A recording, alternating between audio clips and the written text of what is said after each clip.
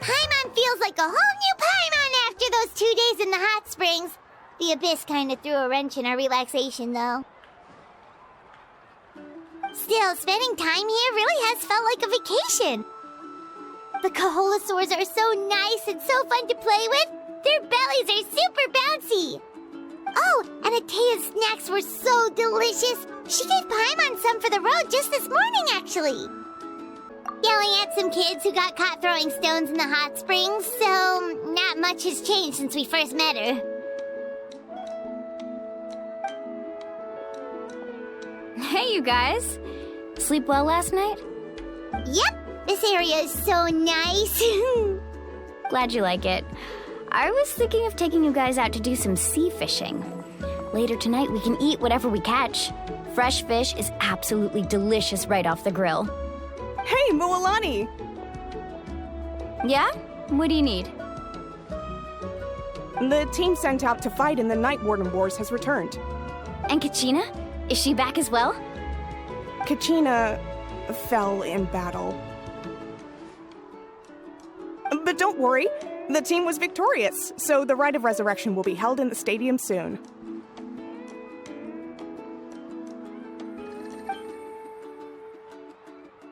That's a relief.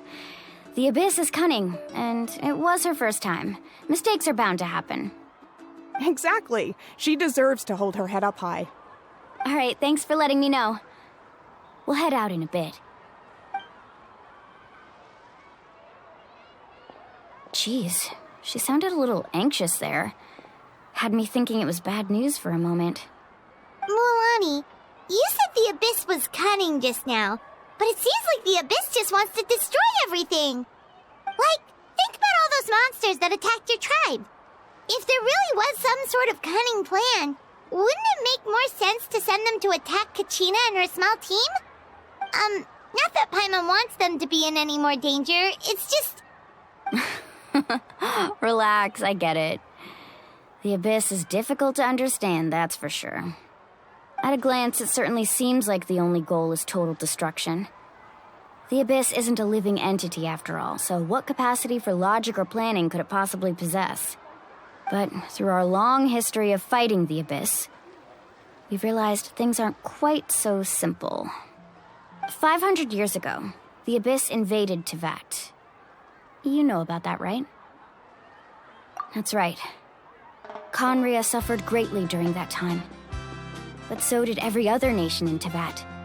And Natlan was the worst affected of all. It took the combined efforts of the then Pyro Archon and heroes from every tribe to finally repel the Abyss. Even so, the effects of the invasion lingered for hundreds of years, only able to be reversed little by little. Our tribe's waters were contaminated. The Children of Echo's territory was overrun by dangerous sludge surging from underground. Unrelenting black winds tore across the lands of the Flower Feather clan. It was like each disaster was designed for a specific tribe. Exactly. We once thought that the Abyss's desire for destruction was a sort of primal instinct, but its methods are, in truth, marked by intelligence. We now believe the Abyss has invaded the Night Kingdom, and has the capacity to read the memories of this land at any given moment. And that's how it became so dangerous and cunning, almost like it knows you inside and out. Yes, and that's why we've been unable to fully eradicate it, even after all this time. Luckily, the problems left behind by the Abyss have been successfully addressed by the various Pyro Archons we've had over the years. Now every tribe is prospering and things are looking up. I mean, just look at what we managed to do a few days ago. We totally fought them off.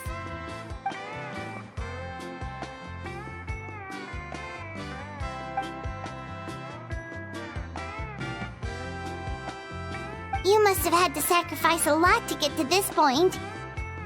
Every battle, every sacrifice is in pursuit of a future where we get to stop fighting.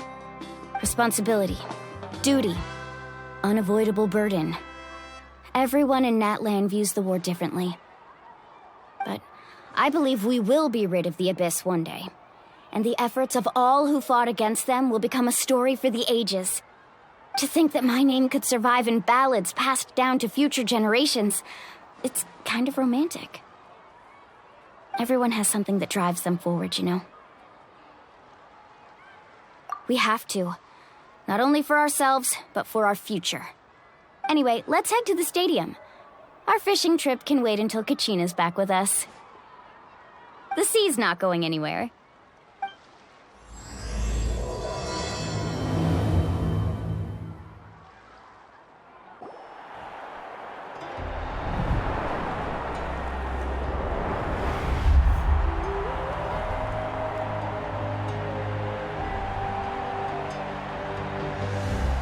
Whoa, this place is packed already! Of course. No one's gonna miss out on the chance to welcome our heroes back from battle. It's their moment of glory. Kachina's gonna be so flustered. She's never had this many eyes on her before.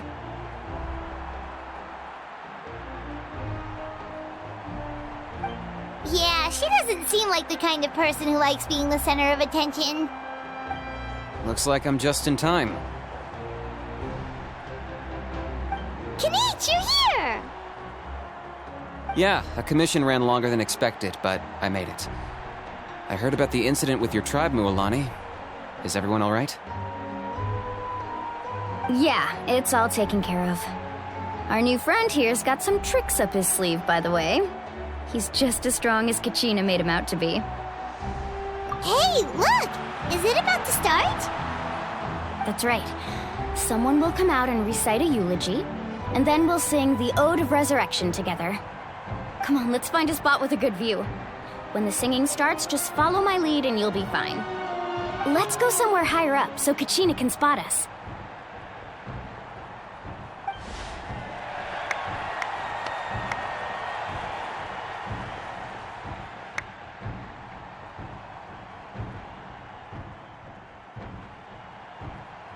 Warriors of Natlan, heed the call of life. We are the inheritors of memory and legend. Those who grew alongside sun and wind. Those who forged our own destiny and future. That is Natlan's fire, the lifeblood of our nation.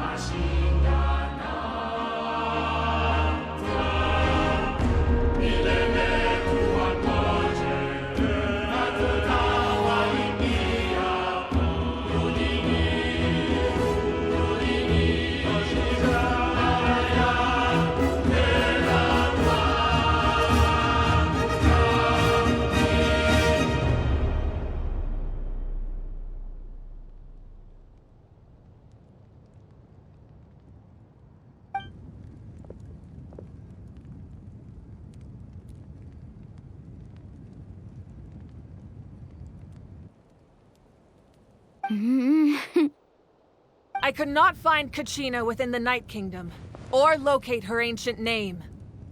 What? What does that even mean? Usually once the ode is complete, the Pyro Archon and resurrected person will emerge from the flames. But something went wrong. What's going on? This has never happened before. Well, I think it's pretty obvious. Clearly, the team sent to fight the Abyss didn't win after all. Think about it. The Ode rekindles all victors. We've witnessed it countless times. Since the Archon couldn't find Kachina in the Night Kingdom, that must mean there's more to this victory than meets the eye. Hey! You just haven't gotten over the fact that Kachina beat you in the pilgrimage! Pathetic. The both of you. Your wild guesses are misplaced. We completed our mission. Maybe you did, but who's to say whether that little girl even contributed at all? Maybe she got scared and ran off. Why would the YUB recognize someone like her, even if she was on the winning team? How dare you insult a hero of Natlan like that? Kachina sacrificed herself to repel the Abyss. She doesn't deserve to be subjected to your vile rumors when she's not even here to defend herself. Calm down, Mualani. There's no point arguing with the likes of them. I can't just sit here and let them slander her like that. To insult a hero of Natlan, the person actually has to be a hero. You... Think about it, everyone. Who do you think is really at fault here? A girl who never should have even gone to war? Or the great Pyro Archon? Why would the rules of our nation suddenly stop working? That's true. If she wasn't revived, it must mean she failed to achieve victory. Maybe the YUB interpret victory in different ways? I mean, that girl didn't look all that strong to me.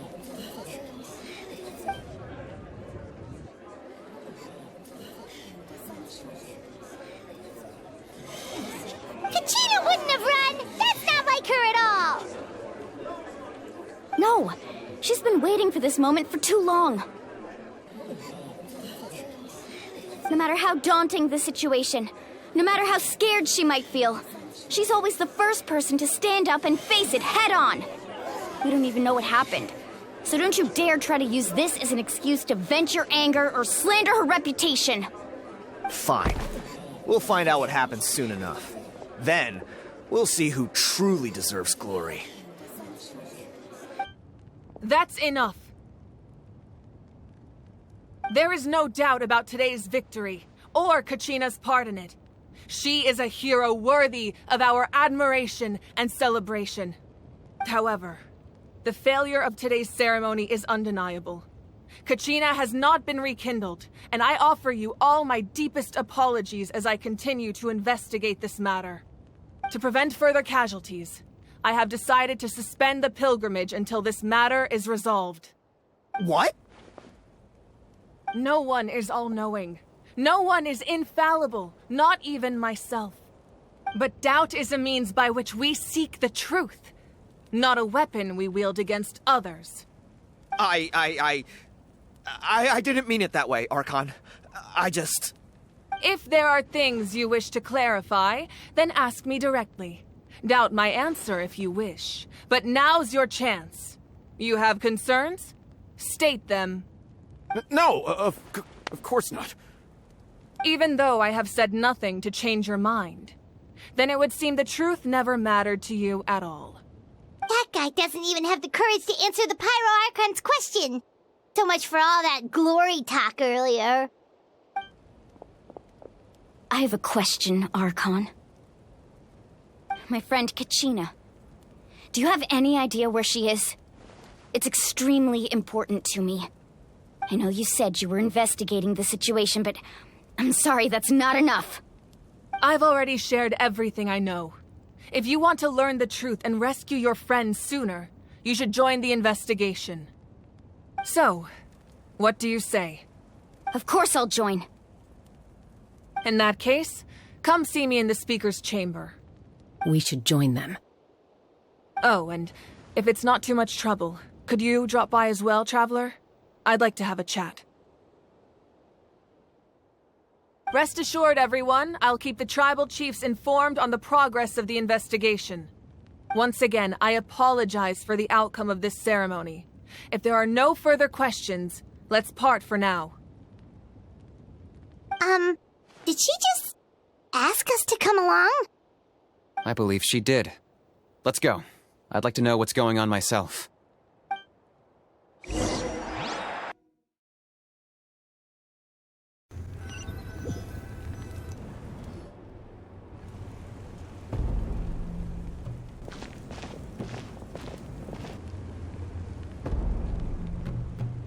The situation is urgent, so I'll get straight to the point. Kachina is undoubtedly a hero of Natlan, and I'm deeply sorry this happened to her. There's been unrest in the Night Kingdom, but I don't know what's causing it. As a result, I've been unable to track down her location. Until we find and address the cause of the unrest, the Ode of Resurrection will continue to be ineffective. And that means Kachina won't be able to come back? That's correct. Not until the problem with the Night Kingdom is resolved. How long will that take? It's hard to say. Kachina always dreamed of fighting the Abyss, of doing her part to defend Natlan. She wasn't afraid of death because she knew, if it came down to it, the Pyro Archon would be there to bring her back to life. Whenever we sat down together, exhausted from training, she would always hum the Ode of Resurrection. She was supposed to come back to us. We were supposed to hug her and celebrate with her and share her joy.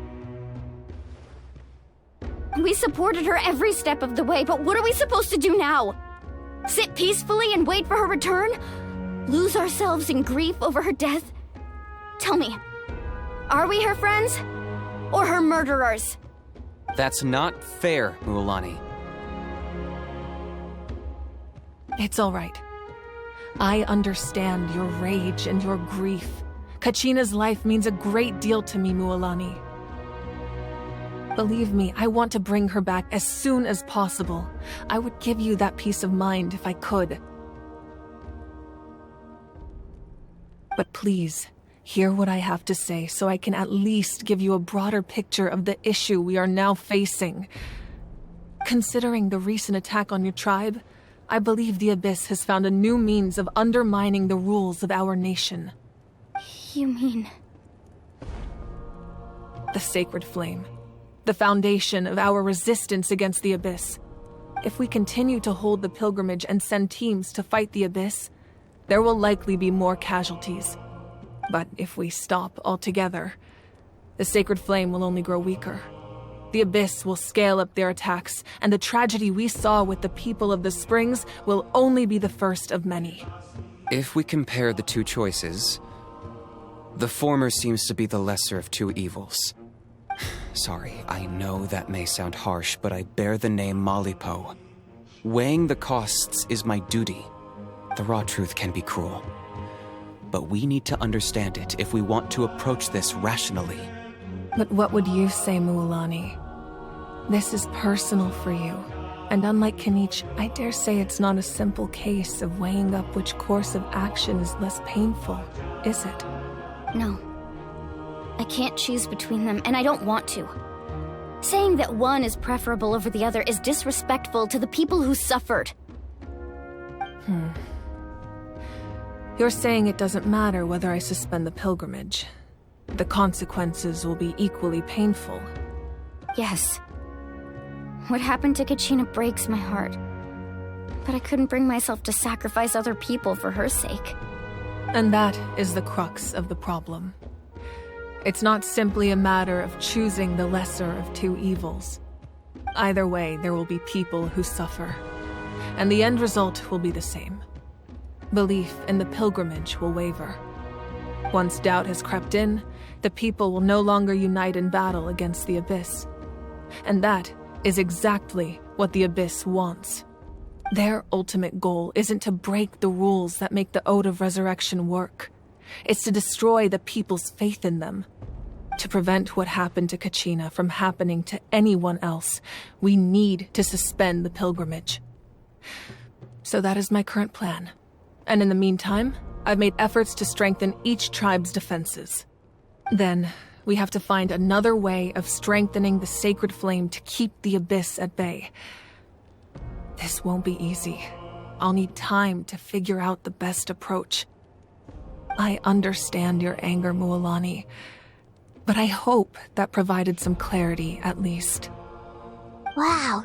Hyman thought things were gonna get heated for a second, but the Pyro Archon took the time to explain everything so patiently. I owe you an apology, Archon. I let myself get carried away earlier, and I'm sorry. You're right. We need to focus on finding solutions. We could always hold the pilgrimage without sending a team to fight in the Night Warden Wars. That way, we would still be able to fuel the Sacred Flame. I've considered that, but the two events have nearly always been linked. Without the chance to fight the Abyss, pilgrimage rankings lose their prestige, and competitor numbers will drop. With fewer participants, the amount of contending fire produced will decrease, and the vicious cycle will continue indefinitely. So, essentially, the Abyss is taking Kachina hostage.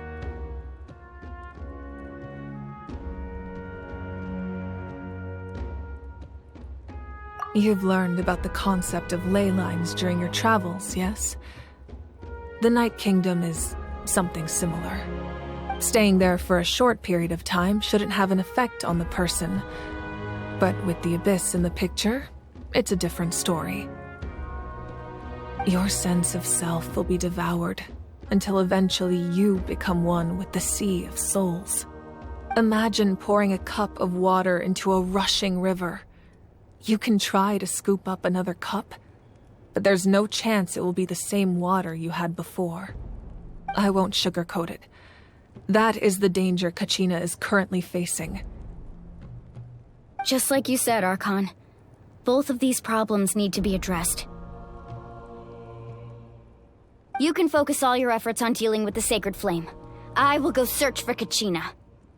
The Abyss poses the same threat to you as it does to her. It is very possible you will not return. Knowing that, do you still choose to go? Kachina's waiting for us to rescue her. That's all that matters. I failed to protect her during our campaign, but I can make it up to her now. I choose to go as well. Traveler? What do you think? Understood. Then I'll support you in any way I can. The Masters of the Nightwind have a technique that can extract an ancient name from the ley lines.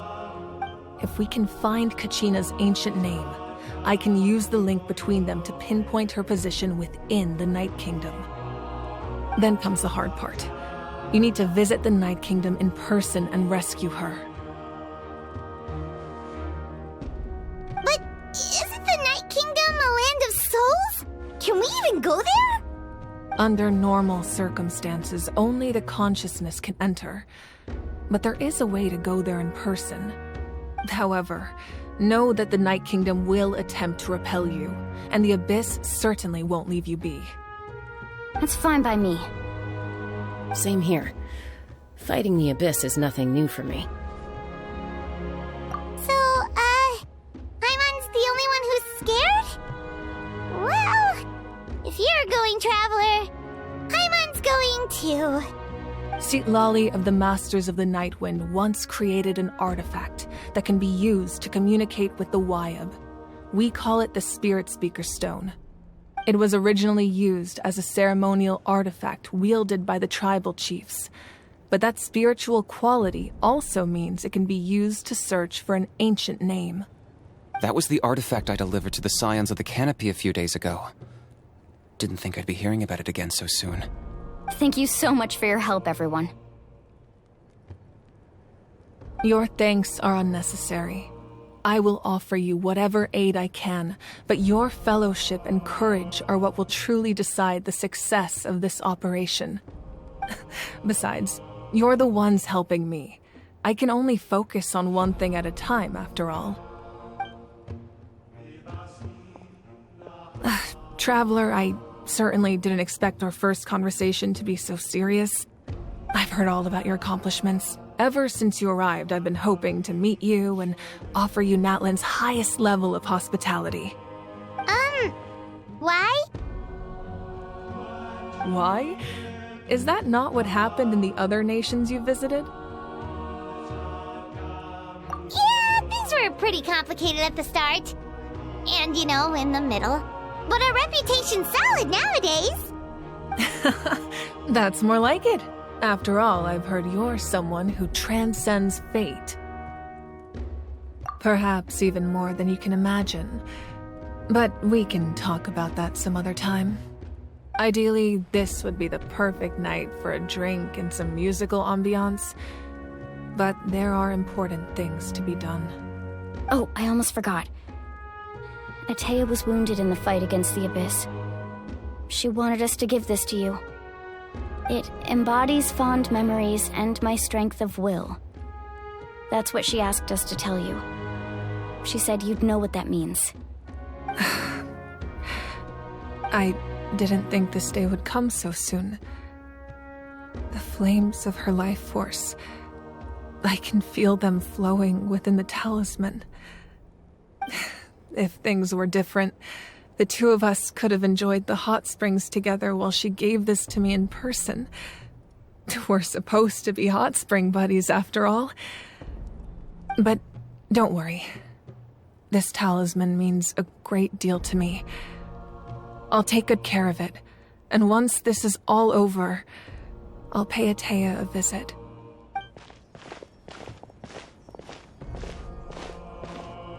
You said you didn't want to jeopardize the production of Contending Fire. But that's not at all why you decided to suspend the pilgrimage, is it? You're right. Even now, the production of Contending Fire is far from sufficient. The gradual corrosion caused by the Abyss has resulted in a massive shortage of pyro energy, and we're currently at the breaking point. As things stand, the pilgrimage is a lost cause. Suspending it allows us to save our strength to defend the tribes. The Abyss has brought catastrophe to Natlan, and Kachina's disappearance in the Night Kingdom is a direct consequence of that. We can't let the general public know that. No. If the public learned that Natlan's destruction was close at hand, there would be immense panic.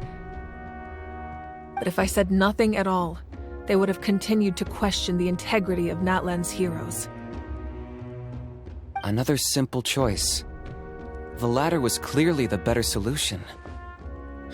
But you chose otherwise. I have never subscribed to the belief that the right choice is the one with the fewest sacrifices. Let's go. There's still a way for the sacred flame to last a little longer. You mean? Yes. Come with me.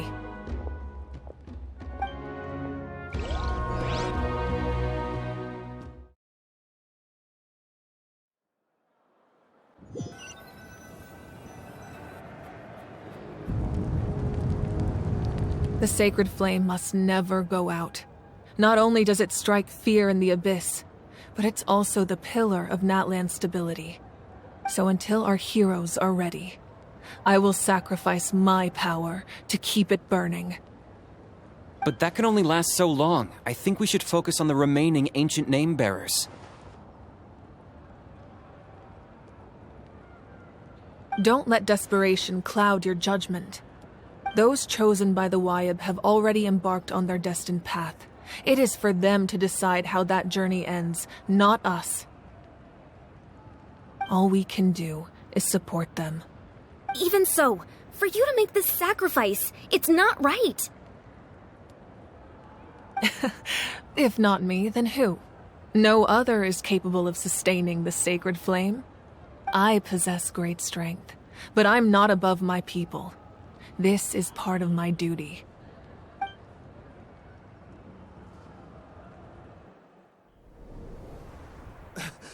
Archon, it's the Fatui!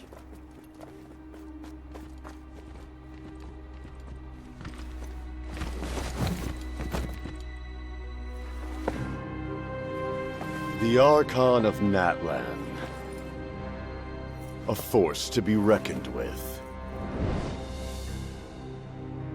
The secret of the ley lines is no secret to me. Long have they been destined for ruin.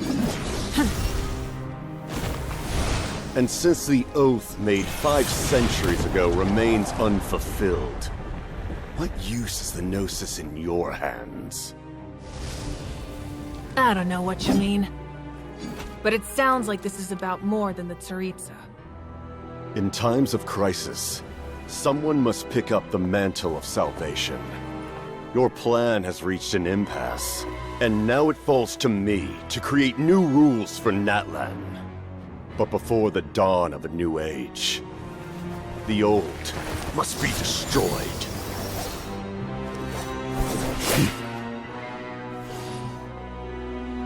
I assume that's the end of your speech? Good. People like us? Let our blades do the talking!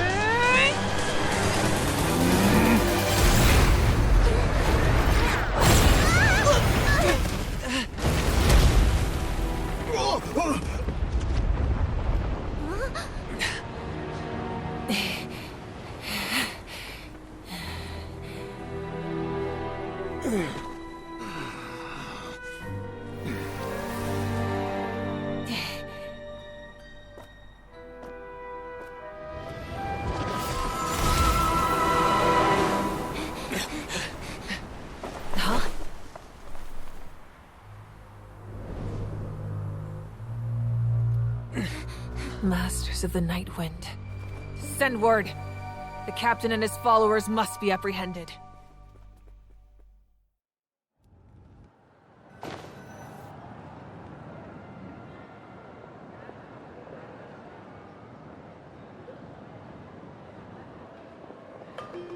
Are you alright, Archon? He was a formidable opponent. Exactly what I would expect from the first of the Fatui Harbingers. I never imagined someone could match you in combat. If the Tsaritsa sent him here, why would he bring up what happened 5 centuries ago? Yeah. And how much does he know about Natlan? The Harbingers are all driven by their own personal goals. The only purpose that unites them is collecting the Gnosis. But I'm sure the captain has his own reasons for being here as well. Whatever his motive, we should shift our focus to the Fatui. If they attack again, and we're not prepared, we're done for. No, we're running out of time.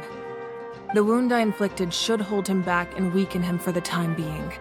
Besides, I'm sure you noticed, the power that came to his rescue just now came from the Masters of the Night Wind. In other words, there are traitors among us. Not necessarily. This could prove to be a very valuable turn of events. When we exchanged final blows, I sensed an unusual presence within him. I'll need to investigate further.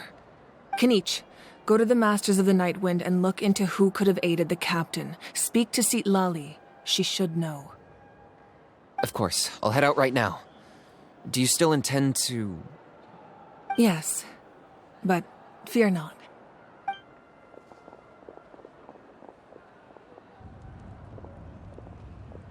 Natlan's strength has never rested solely in its Archon.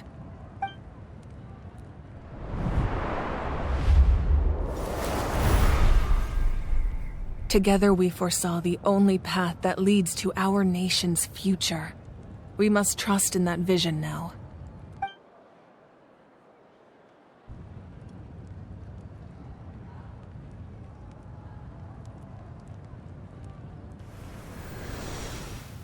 Is everything okay, Archon?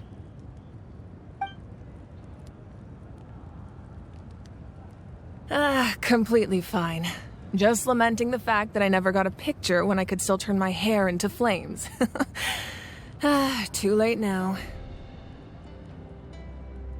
I just hope the others have a safe journey.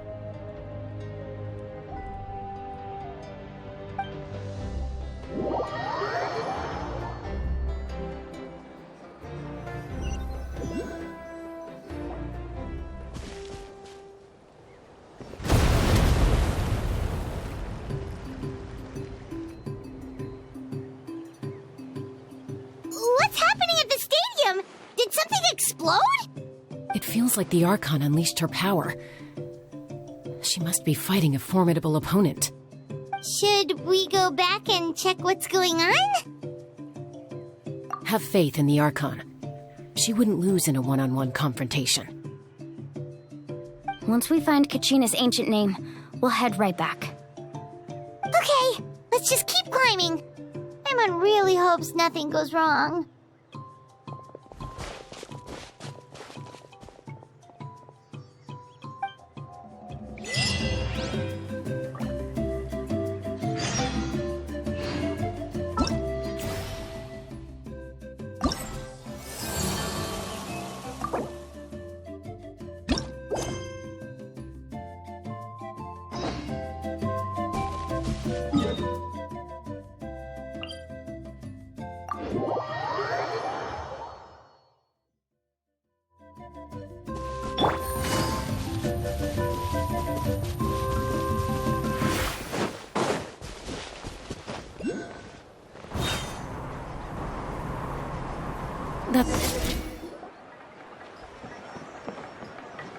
Chaska.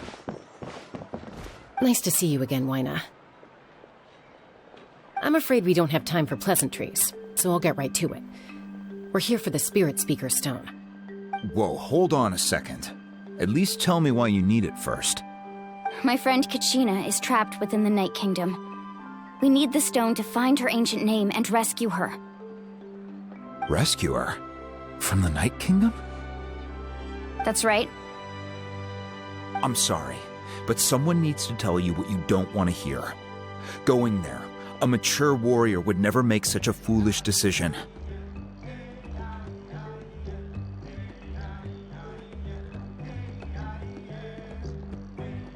The nature of battle is unpredictable. You never know how it's going to end. Losing a friend is tragic, but when that happens, the best thing you can do is focus on how to prevent further casualties. I appreciate what you're trying to say, Chief Wyna. But if the price of maturity is abandoning a friend in need, I'll choose foolishness any day.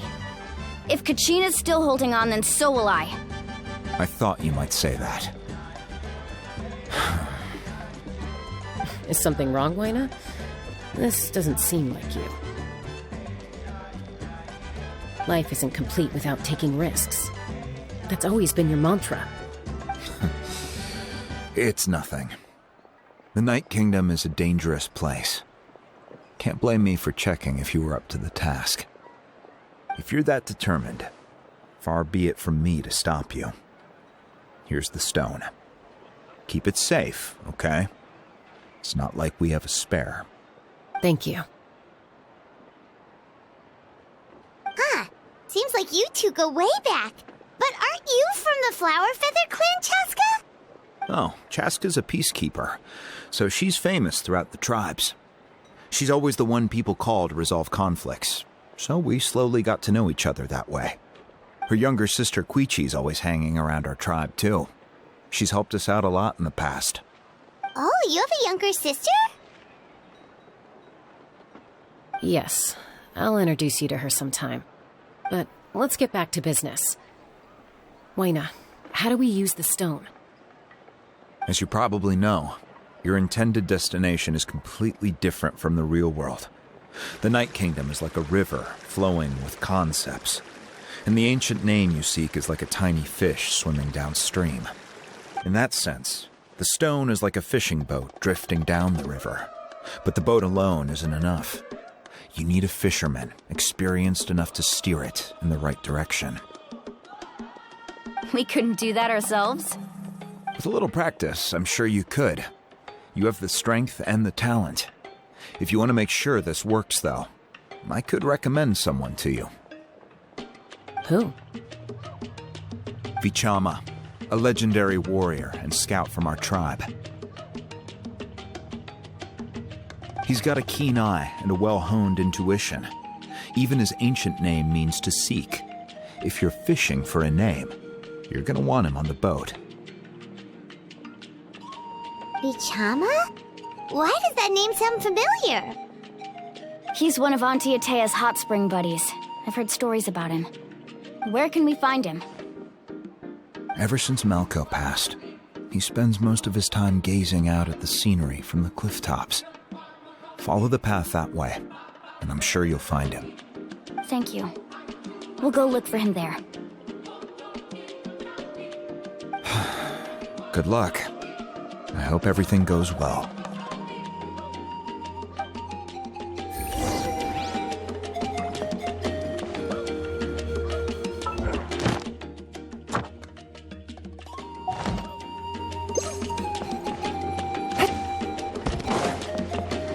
Take it easy.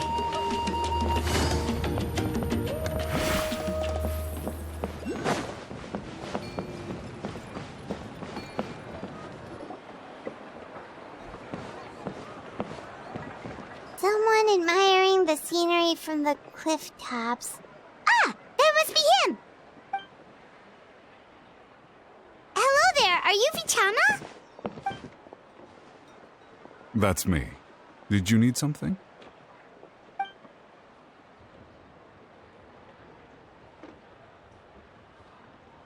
What? You're saying you can bring someone back from the Night Kingdom? How is that even possible? No, if you really think about it, anything's possible in that kind of place. But that would mean... Are you okay? You don't look so good. Everything's fine. I'll help you, but I do have a small request. After I help you find Kachina's ancient name, I want to use the stone to look for my friends as well. Your friend? Oh, why not mention someone named Malco? Is that who you're talking about? Yes, but I'd rather not get into it if it's all the same to you. That's not a problem. We agree to your request. Yeah. Since you're helping us find Kachina's ancient name, it's only right that we return the favor. Then we're agreed. Can I have a look at the stone?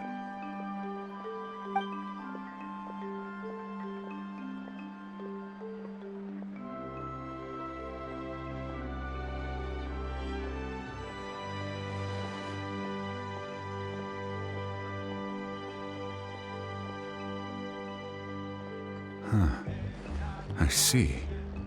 From what I can tell, it functions almost like an abyssal pylon. Both connect the Night Kingdom to the living world. Once the connection is established, the abyss will come surging through the opening like a predator honing in on the scent of blood. So we have to be sure not to use it in a tribal settlement. Wow, you got all that just from looking at it? I just picked up on the basics, really. I still have no idea why it works. You said someone named Lali invented this. They must be a genius. I'll go find an open area and start setting things up.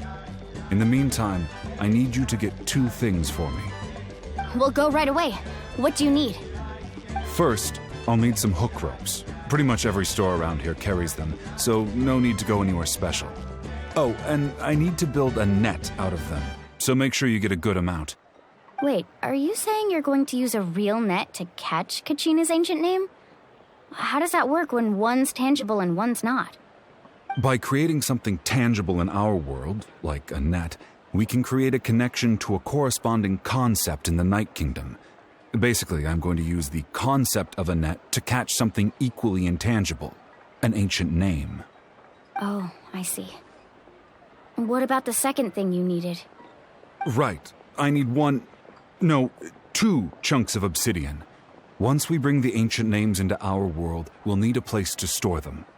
Normally, you can only get obsidian from the Children of Echoes, but I heard there's a traveling merchant from that tribe around here somewhere, so maybe you can try your luck there. Gotcha! All right, let's split up. See that clearing? Let's meet over there when you're done. Oh, and you can send someone with me if you want. In case you're worried I might take the stone for myself. What do you think, Chaska? There's no need. Lena spoke highly of you. That means you're trustworthy. I appreciate it, even though that doesn't mean much to me anymore. Anyway, it'll take some time to set everything up, so no need to rush. I'll see you in a bit.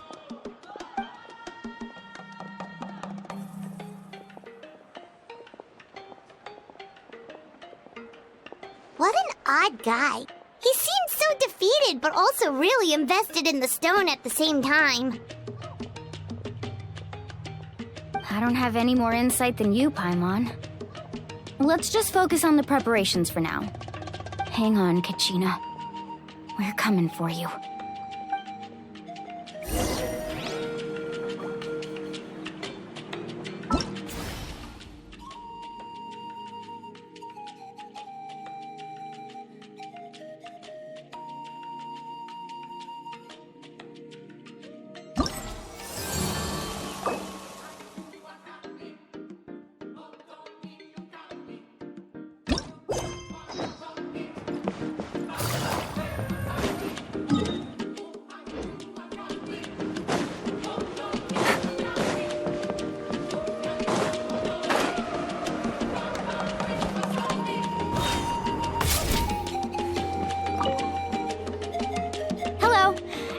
Hook ropes for sale?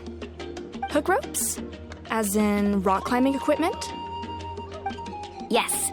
How much for your whole stock? Oh, the whole thing? Let me see. That would be 30,000 mora in total. Deal? Deal. Wait, really? What, you want me to drive down the price? We just need these as fast as possible. Thanks. Oh, no problem at all. I'll even pass along some information on the house. These ropes are usually used by rock climbing enthusiasts. If you want to learn, Roka's the person you want to ask. All right, that's everything. Here you go. Now we need the obsidian. Let's go talk to the traveling merchant Bichama mentioned.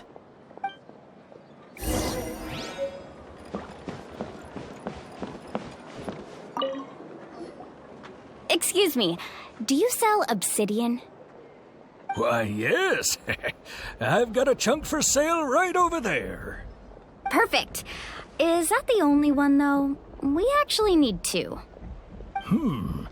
That might be tough. Tell you what, I'll take a look through these boxes over here, and we'll see what we can find. Thank you so much. We'll wait here.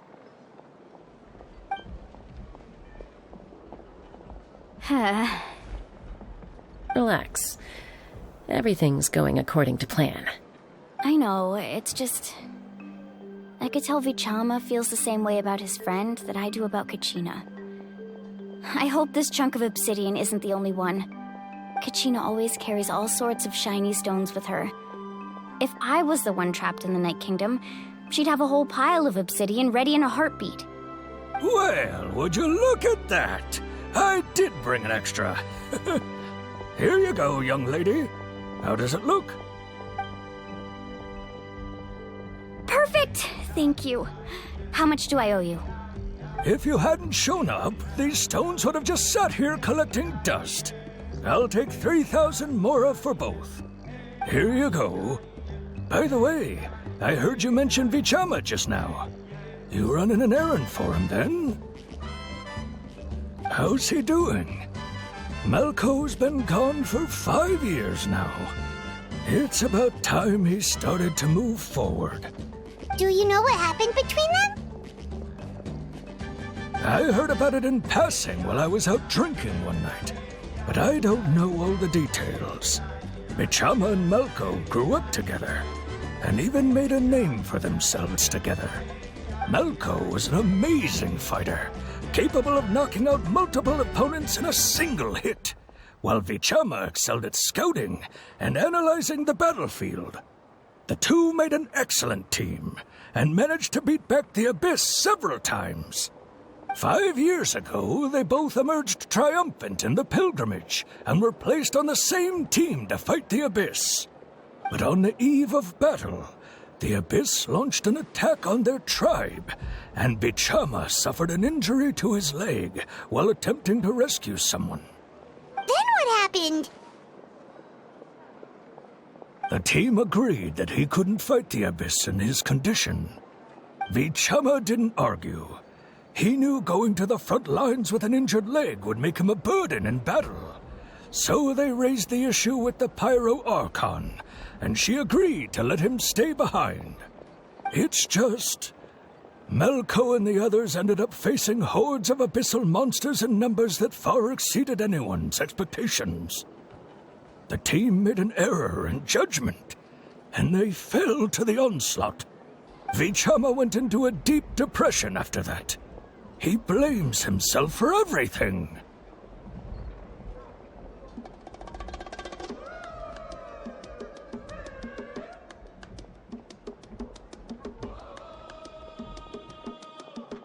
Oh, you're not wrong. But it's possible he chooses to blame himself. Not because he did something wrong, but because he wasn't able to do anything at all. I've tried convincing him to move forward, to stop dwelling on the past. But the shadow of Malko's death hangs over him still. The Abyss has caused so much suffering, and some wounds never heal. I wish there was something he could do to make himself feel better. But... anyway, that's the gist of it. Maybe you could help him talk things through sometime. I would really appreciate it.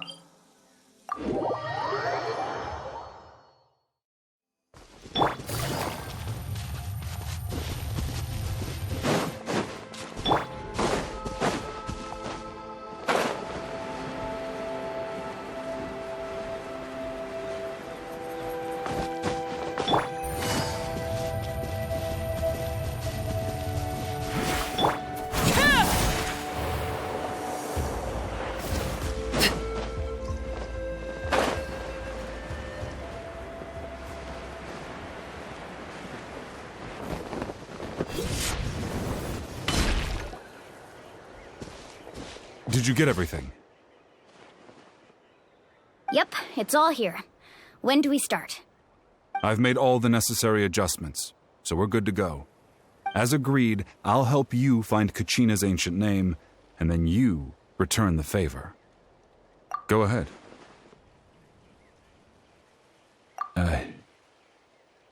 Yes. After Malko fell, I scoured the battlefield to see what happened. It turned out he wasn't bested by some impossibly powerful foe. He was dragged to his grave by the sheer number of enemies. If I had been there, I would have been able to sense the danger. I could have warned them not to advance.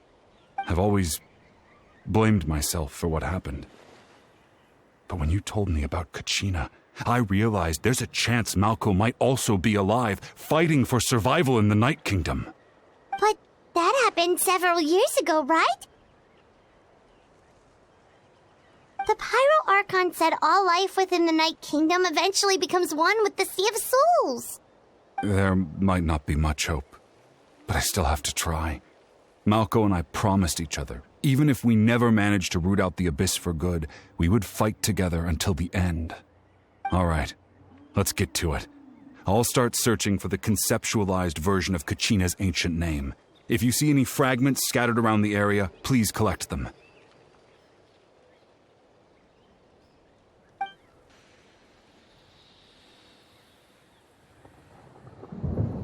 Make sure you prepare yourselves for battle.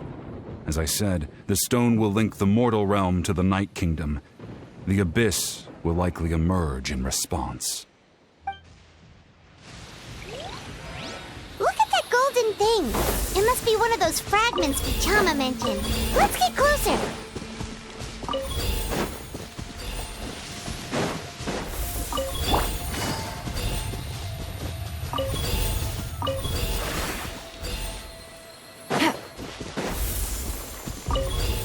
Whoa, monsters incoming! Watch out, everyone! Wind knows me. One with nature.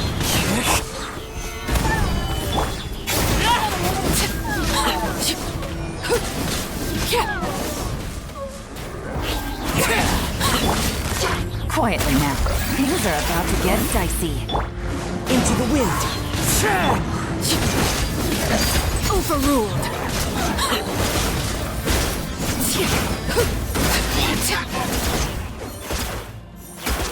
How much longer, Vichama? Not long! We're getting close!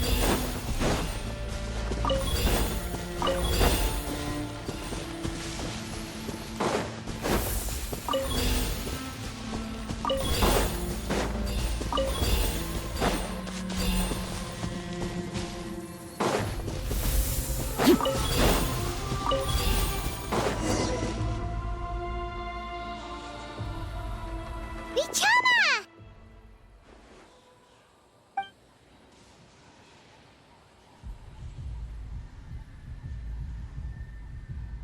Quick! Take it!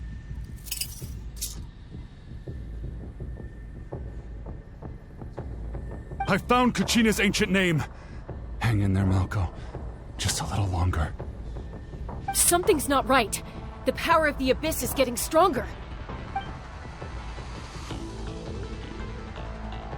The Abyss is corroding his body. Vichama, you can't keep going. You'll die. I should have died 5 years ago. I just need a little more time. Please, I'm almost there. Thank you.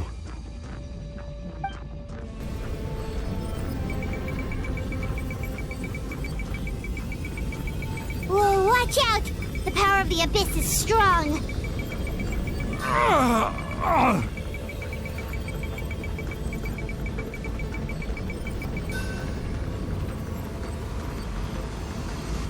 This power. Hanging in there? Malko. No! Why can't I find him? Why? We can't wait any longer. Pull him away from the stone, Mualani. I already tried, but the power of the Abyss has him in a chokehold. It's like he's tied to the stone with an invisible rope. In that case, we have no choice. I'm sorry, Seat Lolly. Get back! Chaska, wait!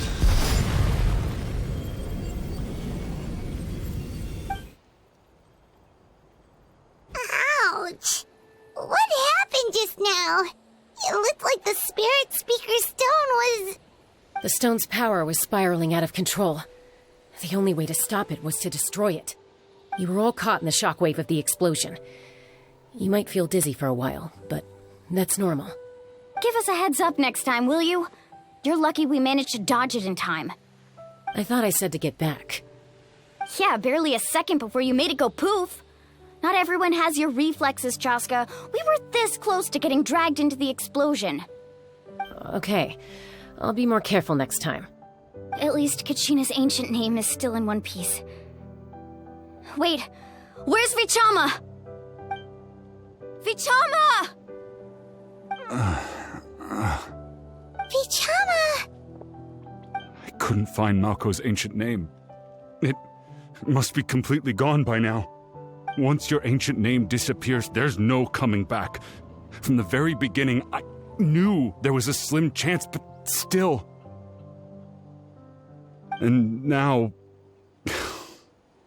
It's too late to save him.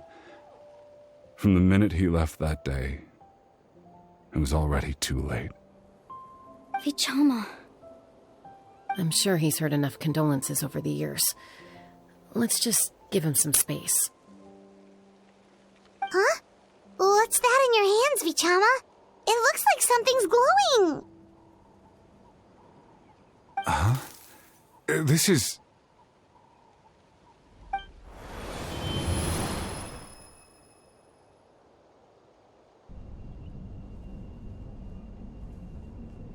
Hey, Malco. Got any strength left? Not enough to swing a sword, but to say a few last words? Sure. Too bad. No one will get to hear them.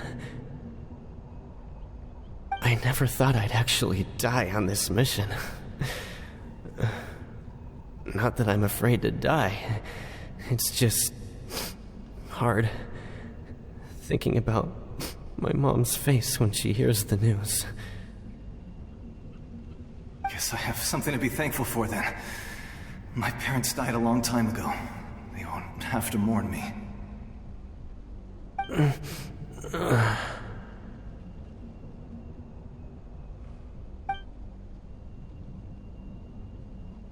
Pisak! Always had to beat me at everything, didn't you?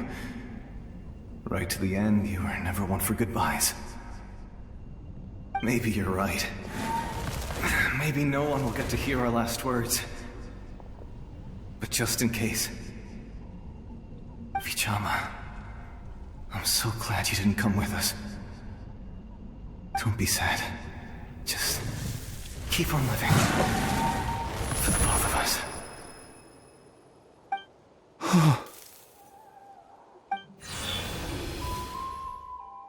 Was that a memory? Seems like we were able to salvage something after all.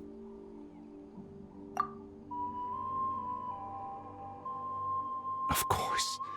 Seeing him, hearing his voice again, it makes me unbelievably happy. But it also brings with it an even deeper pain. A deeper pain? Why? Malco was always the type to put on a brave face. But in that memory just now, his hands were shaking, and his smile was forced. For all these years, I regretted not being able to fight alongside him to the end. And now I know, at the end of his life, he was thinking the same thing. Vichama. I'm fine. Actually, I heard Chief Wyna wasn't really on board with your plan to go to the Night Kingdom. When you asked for my help, I hesitated too. I knew helping you find your friend's ancient name meant leading you one step closer to danger. But I also understood why you had to try. Everyone has regrets in life, but not everyone gets the chance to make up for them. Once allowed to fester, guilt strips us of our most valuable qualities as warriors. In that sense, we might as well choose the braver path from the very beginning. If I could do it all over again, I would have followed Malco to the front lines no matter what. Even with an injured leg, there were still things I could have done. That way, even if the outcome stayed the same, I still would have fought alongside him to the end. There are critical junctures in life, and if you don't seize the chance to act, there's no going back. That's something I had to learn in hindsight. But you're still at the crossroads of your journey, so I hope you can walk away without regrets. Thank you, Vichama. I feel even more determined now. Kachina will come back to us. I'll make sure of it. I promised I would find her, and I intend to keep that promise. That's good to hear. Strange. My body, it's... Once abyssal corrosion enters the body, a portion will fuse itself to your internal organs. Even though the Traveler possesses powers of purification, the corrosion can never be fully eradicated. Thanks to him, though, you were only briefly exposed. Slowing your breathing and controlling your emotions should help you keep the symptoms in check.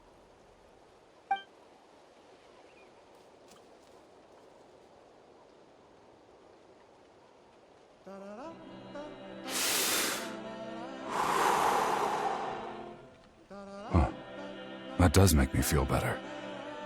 You seem very knowledgeable about all this. Just speaking from experience, that's all. Anyway, we've recovered Kachina's ancient name, so we're off to a great start. Let's get Vichama back to his tribe and tell Wina the good news. Oh, and apologize for destroying the Spirit Speaker Stone. We had no choice, though, so he'll probably understand. Right?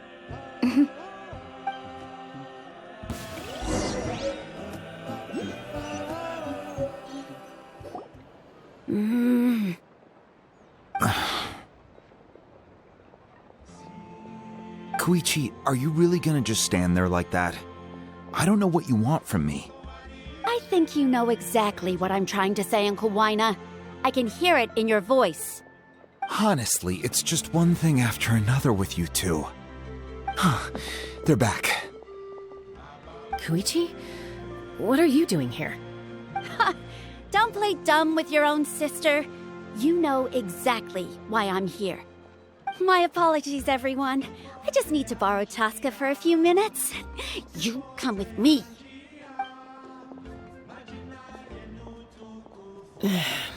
I'll be just a moment. Who is that? Koichi, Chaska's younger sister. Although the two aren't actually related by blood, it's kind of a long story.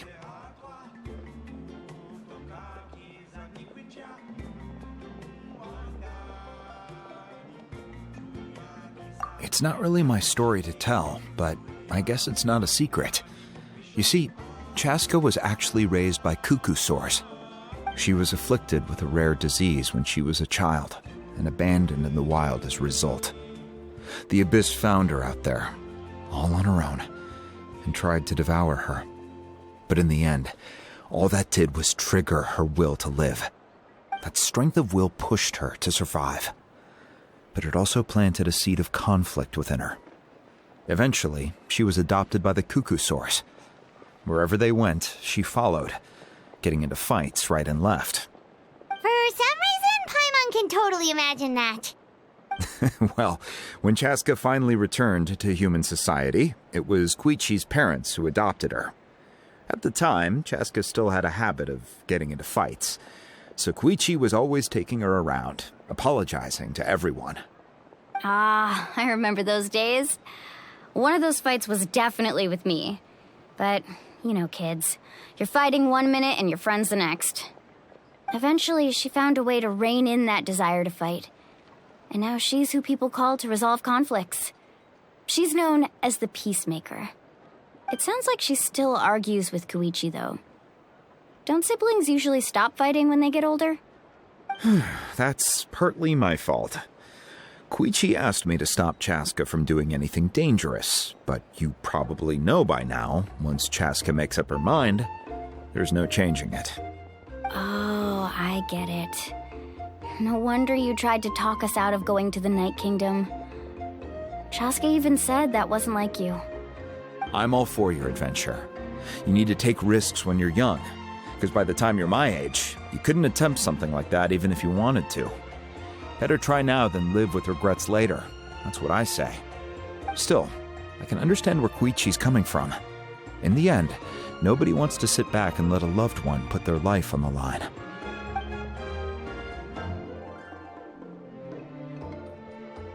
All right, it's just the two of us now. You have 1 minute to explain yourself. I don't have anything to say. You don't have to approve, but you should know I only do what's necessary. That attitude is exactly the problem. It's like you don't care. You try to sneak off to the Night Kingdom behind my back and then play it down as if it's just a trip abroad. Well, technically I am going abroad, right? Again with the excuses! We agreed, didn't we? There are 4 levels of danger. If it's not something urgent, you can only engage in level 2 danger and below. You can only go up to level 3 if a situation is so dire there's absolutely no alternative. But a trip to the Night Kingdom? If that's not a level 4, I don't know what is. And you were just going to sneak into the place without saying anything. What do you mean, sneak into the place? I always planned on walking in there with my head held high. You bought off Uncle Wina, didn't you? He promised me he'd stop you from doing anything dangerous. Oh, it's like he didn't even try. You feel like he went back on his word. What if I told you my mind was made up, and there was nothing he could have done? Not even by force. Oh, I knew it! So he did try to say something, but you didn't listen. This is important. If you were in my shoes, you'd make the same decision. You don't know that? I'm a doctor, and I handle logistics. If you're going to waltz into a dangerous situation where you could lose control at any moment, it's my duty to say something. All right, whatever. Anything else? What do you mean, anything else? Why don't you reflect on what you've done and promise me you'll stay put? Time out. Is this one of our normal arguments or a serious one? Chaska, does it sound like I'm joking? Then, you need to know something. What happened to Kachina was partially my fault. I can't leave her there to die. That's not who I am. But the person you become when you lose control, that's also not who you are. That's a different issue. You said it yourself.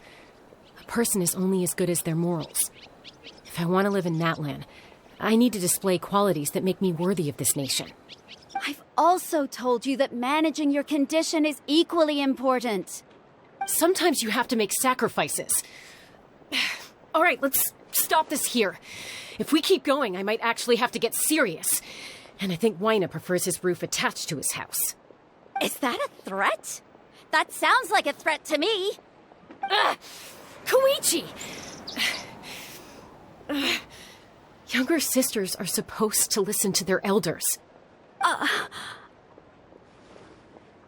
So, you're really going to go, no matter what I say? I'm supposed to be your sister. Then support me. I'll be back. All you have to do is wait. Chaska. So, that's it. Why'd you have to turn out to be so darn annoying?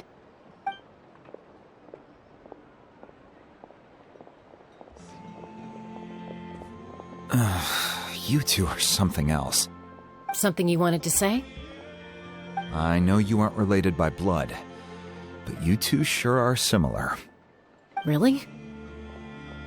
You know, I said that very thing to Koichi not too long ago, and she reacted the exact same way, down to the very tone of voice. It's not my place to get involved, but I will say this. Try to spend a little more time with your sister. You're tough kids. That doesn't mean you have to go it alone. Thank you. Anytime. All right. If you're done with the Spirit Speaker Stone, you might as well hand it over. According to Kinich, it's an important ceremonial artifact, so it'd be safer to keep it with me. About that. If only Tone Deaf Bard was here, he could have repaired it just like the Holy Liar. It might be in a few more pieces than you remember. Huh?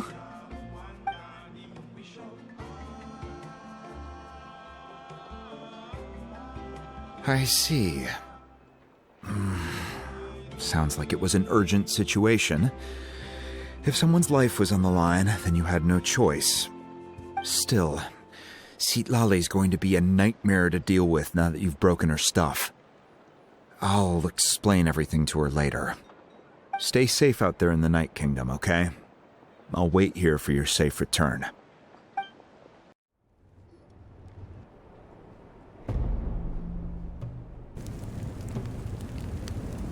We're back! We found Kachina's ancient name, too! Well, it's fairly complicated. let me give you the condensed version.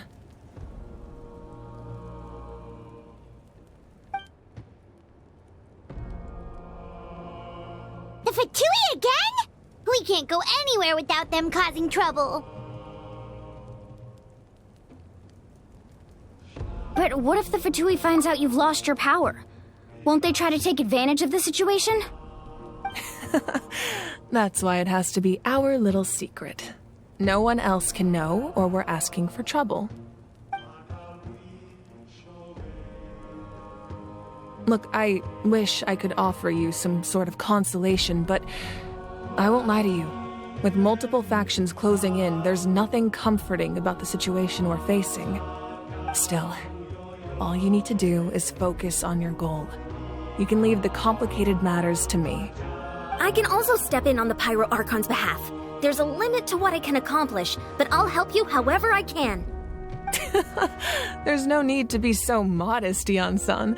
Your incredible strength has long been a well-known fact. You're the pride of your tribe. Archon, I'm sorry about before. You have so much on your plate, so much that you have to worry about. But all I could do was focus on my own feelings. You have nothing to be sorry about. We all get overwhelmed by our emotions, myself included. Your reaction to Kachina's disappearance, I understand that feeling very well. Well, now that we have Kachina's ancient name, let's go track her down. Follow me.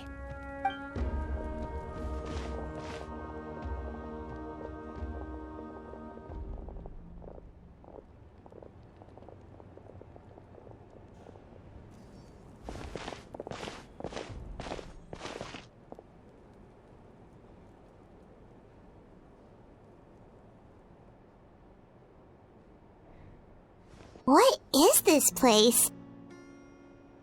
Hey, isn't that Atea's talisman?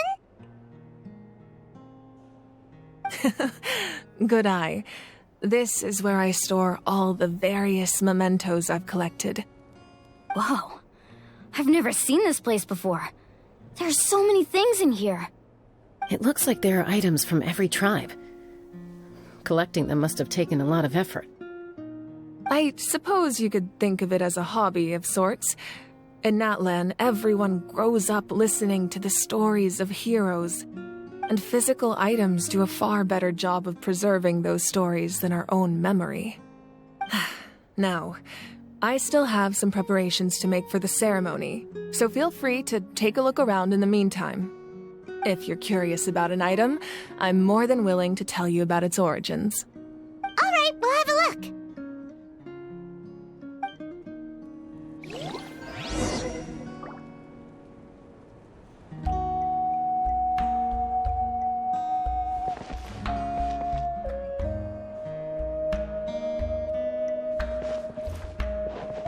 This flower looks like it's thriving. You must be good at taking care of plants, Archon.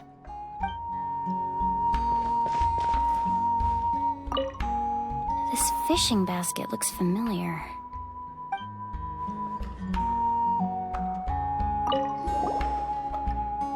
Hey, there's a fishing rod here. It must have belonged to the people of the springs.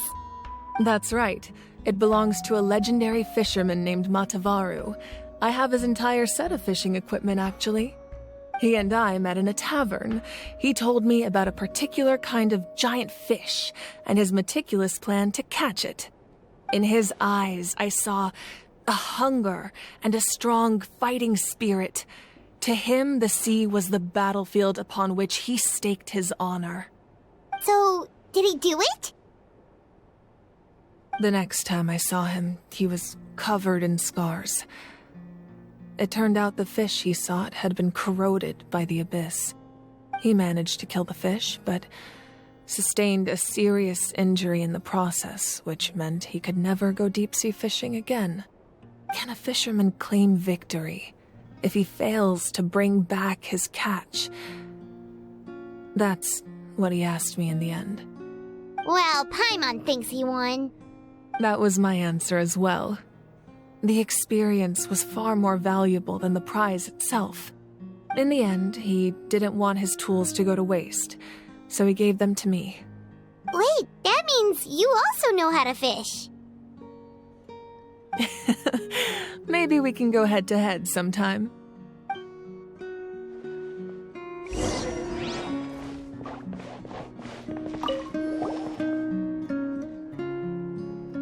The powder still needs some time to settle, so let's wait a little longer. Well, what do you think of my collection? Do you feel like you have a better understanding of Natlan's culture now? Yeah! If each item represents a different story, seems like Natlan's really been through a lot. Does every item hold a special memory, just like Atea's talisman? That's right. The items in my collection actually serve a similar purpose to the ancient names passed down among the tribes. They demonstrate the true shape of time. The shape of time? Most people perceive time as a linear concept, almost like a straight line that can only move forward. We cannot change the past or predict the future. But there's also a different theory, one that I believe to be closer to the truth. Namely, that the past, present, and future all exist at once. At once? Paimon's not sure she understands. Let's say your journey ended right now. Thinking back on your experience in each nation, which one would you say was the most important? Exactly. Even at the end of your journey, the things you experienced along the way don't cease to exist. They become part of who you are. Take out a portion of that journey, and you would likely make very different decisions, and eventually arrive at a very different destination. The future is the same way. It exists even though it has yet to come to pass. We just lack the means to perceive it. Of course, there are those with the power to foresee the future. They simply call it by a different name. Fate. You're quite familiar with that concept, I would imagine. That does kinda make sense. The future hasn't happened, but already exists. Humanity excels at living in the present, but too often we forget the past and neglect the future.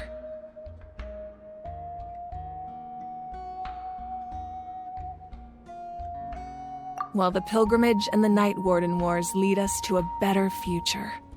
Only by uniting the people of Natlan across countless eras can we fight back against an enemy as formidable as the Abyss. To come up with such a set of rules, the first Pyro Archon must have possessed a level of insight I can only imagine.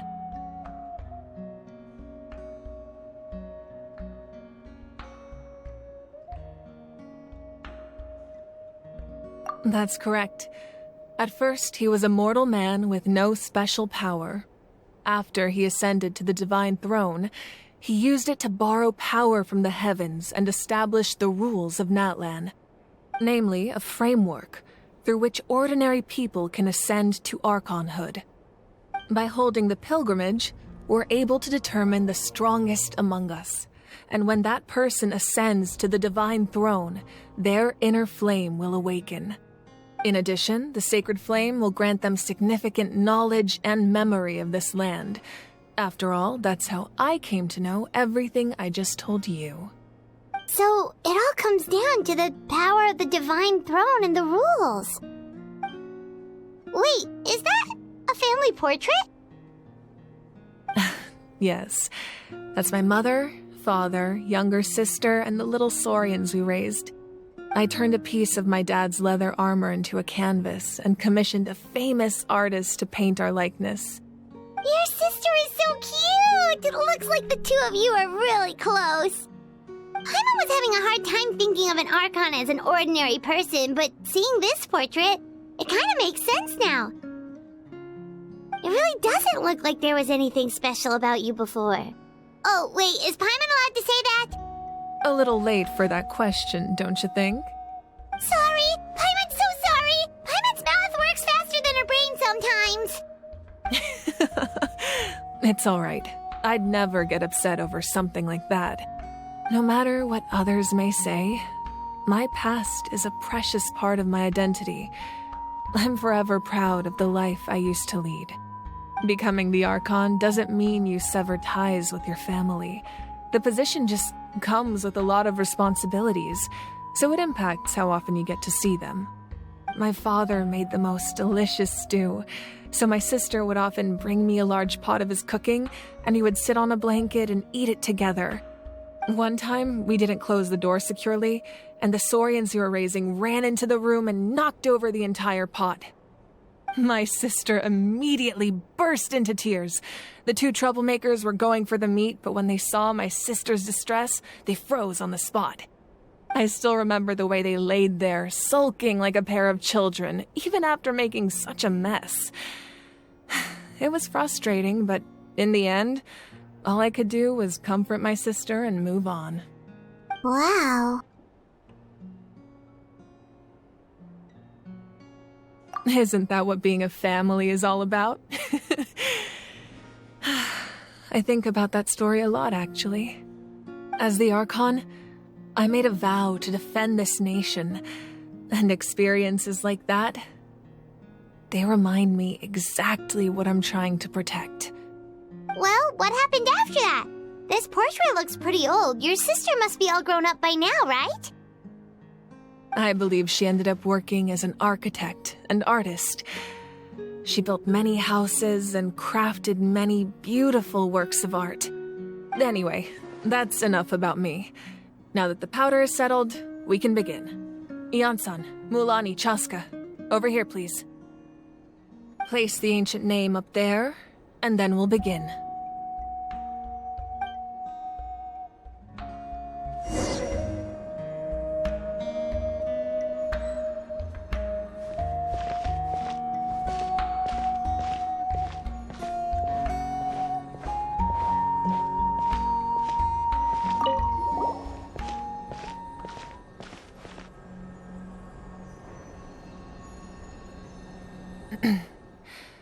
Surely as the echoes of life resound through heaven and earth, so too shall our stories remain eternal.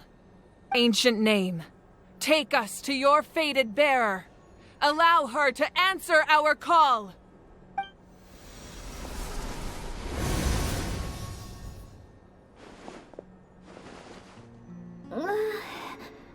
Am I hallucinating again? Kachina! Are you okay? Huh? I'm not seeing things, am I? Is the Abyss playing tricks on me again? It's okay, Kachina. It's just us. We're trying to find a way to bring you back. Everyone, you have to listen to me.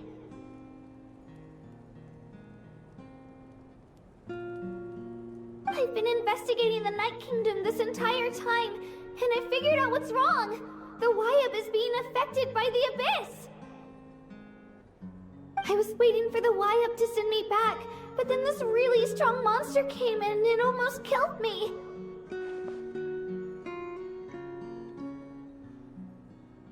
The Wyab saved me, even though its power is weakening, so I've been hiding from the monsters while trying to find a way to help. The Night Kingdom has become a huge mess, though. I keep hearing these awful sounds and seeing really horrible things. Don't listen to those sounds, Kachina. The Abyss is trying to strip you of your sanity. All you need to do is stay safe and wait for us. We'll be there shortly. It's okay. I feel so much better now that I've had the chance to talk to you guys. You don't need to worry about me. I've never been strong or special at all, really. So I don't blame anyone for forgetting about me or leaving me behind. Just knowing you care is more than enough. I'll find a way back. You don't have to put yourselves in danger to come rescue me. You're always like this, Kachina. Now's not the time to act tough. We're coming for you, and that's final. I don't know what lies the Abyss has been feeding you, but I'll tell you something right now. Nobody here sees you as a burden. You're a victor of the Night Warden Wars, a hero of Natlan. All you need to do is wait for us to rescue you, and you'll get all the applause and recognition you deserve.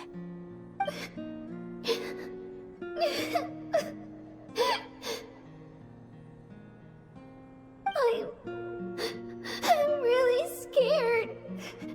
Everything's so dark and creepy here. And I want to go home. Still, I don't want you to put yourselves in danger because of me. I don't want to hold anyone back ever again. All you need to do is place your trust in us, just like you always have. No one fights alone. We're not leaving you behind. Not ever. Yeah, we're so close, we can't call it quits now! Thank you. Be careful. Looks like we've lost contact. Now comes the most dangerous part. You have to traverse the Night Kingdom in your physical form. This entrance to the Night Kingdom was left behind after an abyssal invasion. Even a brief amount of time inside could expose you to corrosion. I know. I'm prepared for that possibility. All right. Then I wish you all the best. I'll tell Koichi to be ready just in case. She's very experienced in dealing with abyssal corruption. That face you just made. Don't tell me you two got into another argument. No, I just feel bad for creating more work for her. I'll go with them too, Archon. The more people, the stronger the party.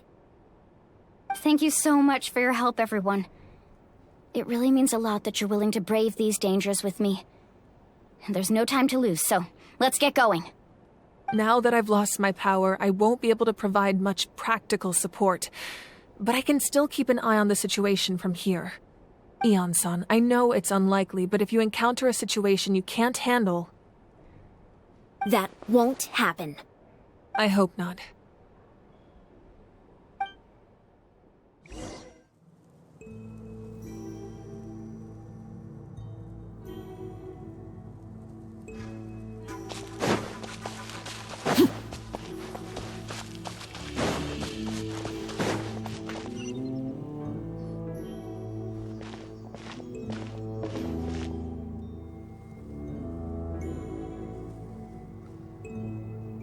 So we're underneath Natlan right now? It looks nothing like Paimon was imagining. That's because in the distant past, Natlan was home to an incredibly advanced civilization ruled by dragons. Humans only established their own society after the fall of the dragons. So these are Saurian ruins? Wait, you mean like the elemental sovereigns? They had their own advanced civilization? Yes, a really long time ago. Very few records have survived until now, so no one really knows what the devices here are for. These ruins have been abandoned for a long time, but with the recent increase in Abyss activity, the installations around here have somehow been activated again. So what you're saying is, we're not in for an easy trip to the Night Kingdom. No, it's going to be obstacle after obstacle from here on out.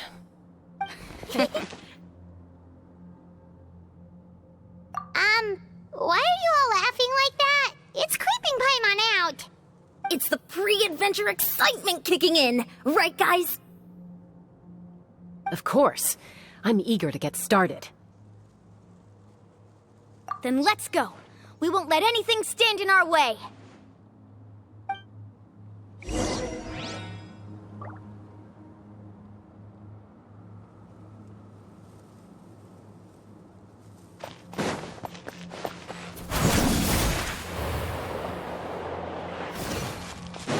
Seems like the road ends here. How should we get across? As a professional trainer, I think you could stand to build up your endurance, Paimon. Professional trainer? Paimon thought you were a warrior from the Collective of Planning. Well, that goes without saying. But I actually work as a sports coach. I provide professional guidance for many of Natlan's popular sports. And I don't just mean physical training. I design nutrition plans as well. Ah, so basically no sugar, no soft drinks, no grilled meat. Yeah, we'll be here all day if you list them out one by one. Those guys look familiar. We've fought them before. Let's go. Show no mercy.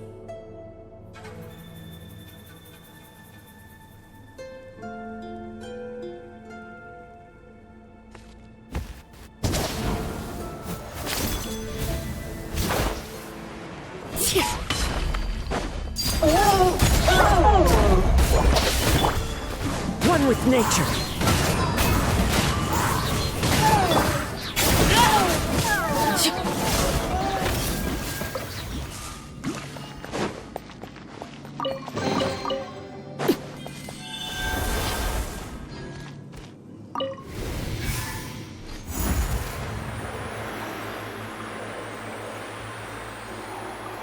Oh, the place we need to go seems really high up.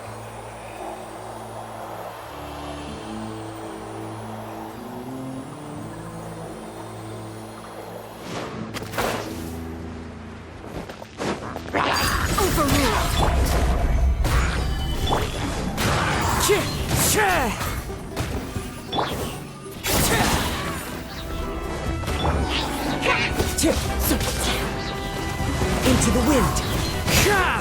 One with nature. Solidify! Quietly now.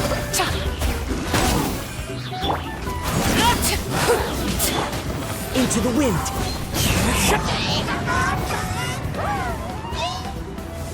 Stabilize!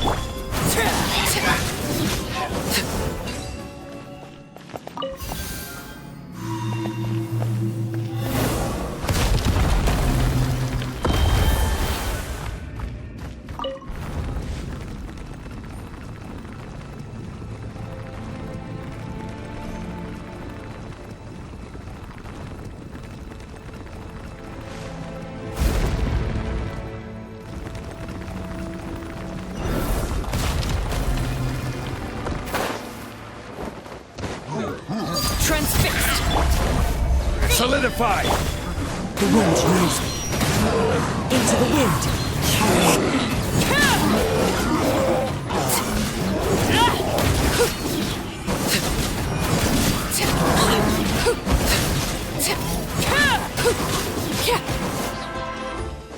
Overruled. Stabilize! One with nature.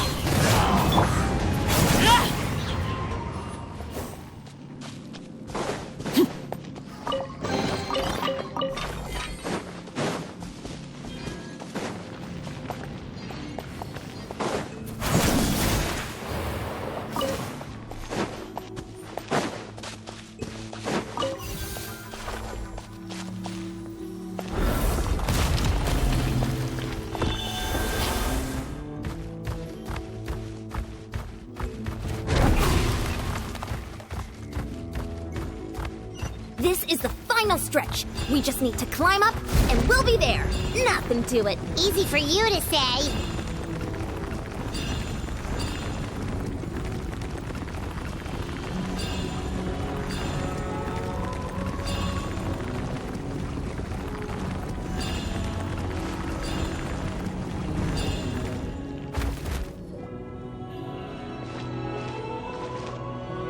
This must be the entrance the Pyro Archon told us about. The one ripped open by the Abyss. Yes. There's something in the depths of this place that feels familiar, yet also foreign. We actually have to go in there? Okay, Paimon just needs to psych herself up. Don't push her through before she's ready.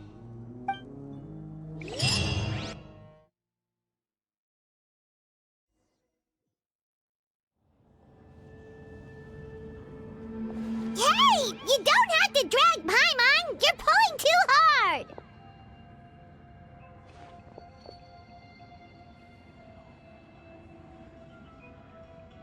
Looks like we made it. This is the Night Kingdom.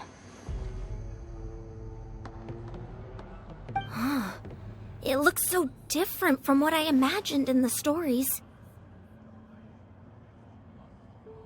That overflow of energy is probably what trapped Kachina here in the first place. From this point forward, Everything we know about the real world no longer applies. Anything can happen here. Paimon's more worried about how we're gonna make it out. We obviously can't go back the way we came. Do you see that patch of light on the ground? It's shining down from that fissure in the sky. Oh yeah, right in front of us. So that's coming from up there? Oh, it's so high up. Did we really fall that far down? Just like I said, our real-world knowledge doesn't apply here.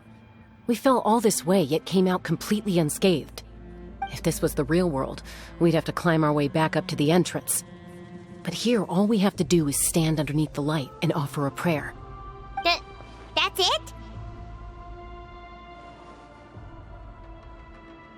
You really think that little of Paimon? That's not even why Paimon asked!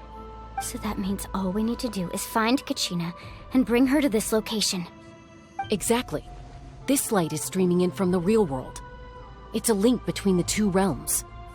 The terrain looks difficult to navigate, and the visibility's not great either. How are we supposed to find Kachina in these conditions? Yeah, these floating black things don't look super friendly either. Those are all manifestations of abyssal power. Be careful. Ghost! A talking ghost!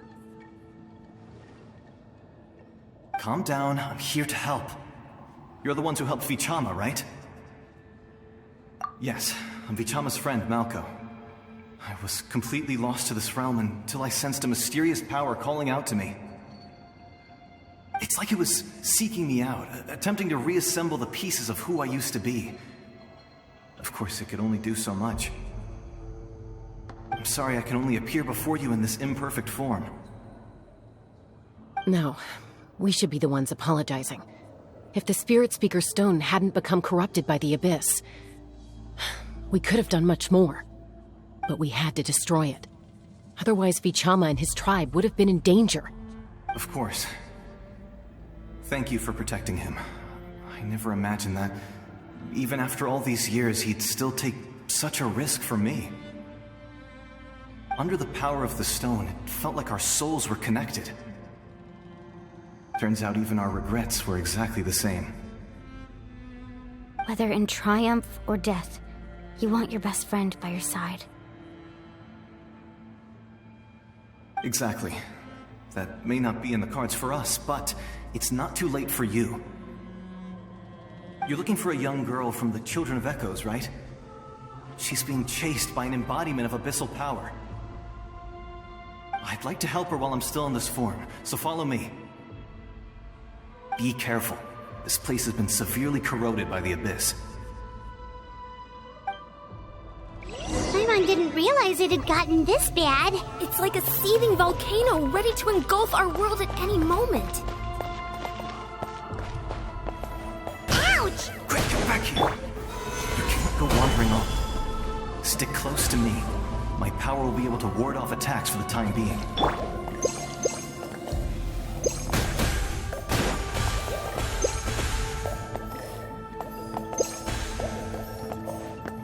We won't be able to keep this up.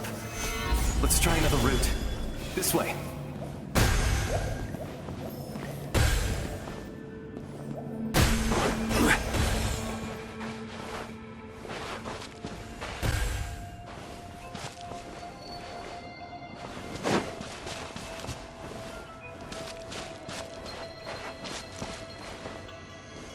Not good. More monsters. We shouldn't waste our time on them.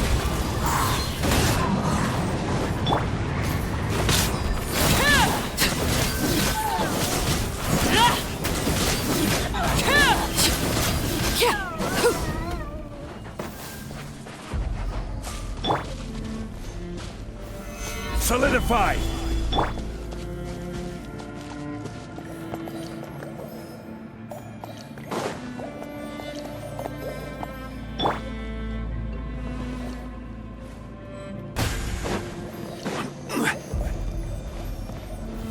Gather! Oh, Paimon can't see anything! It's easy to get lost here. Just stick close.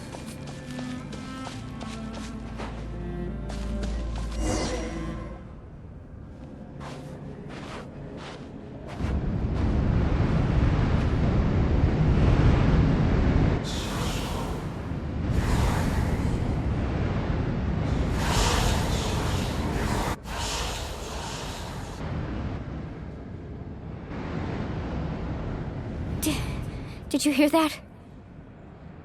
What? Never mind. It was probably just my imagination. Don't scare Paimon like that! I heard it too. It was a voice from the abyss. What did it say? Doesn't matter. It certainly doesn't harbor good intentions.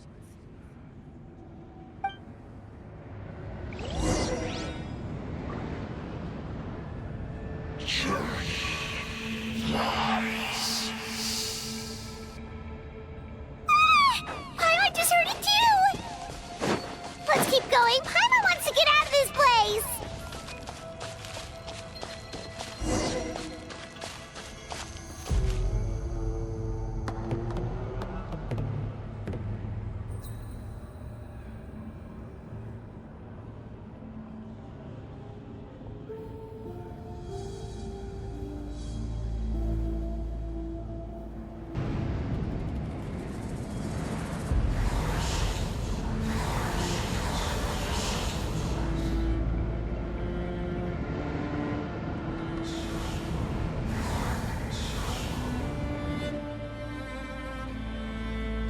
We're here, Kachina!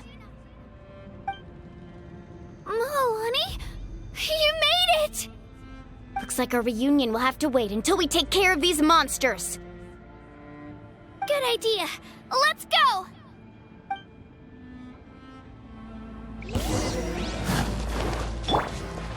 Lay to bear. Solidify! Into the wind.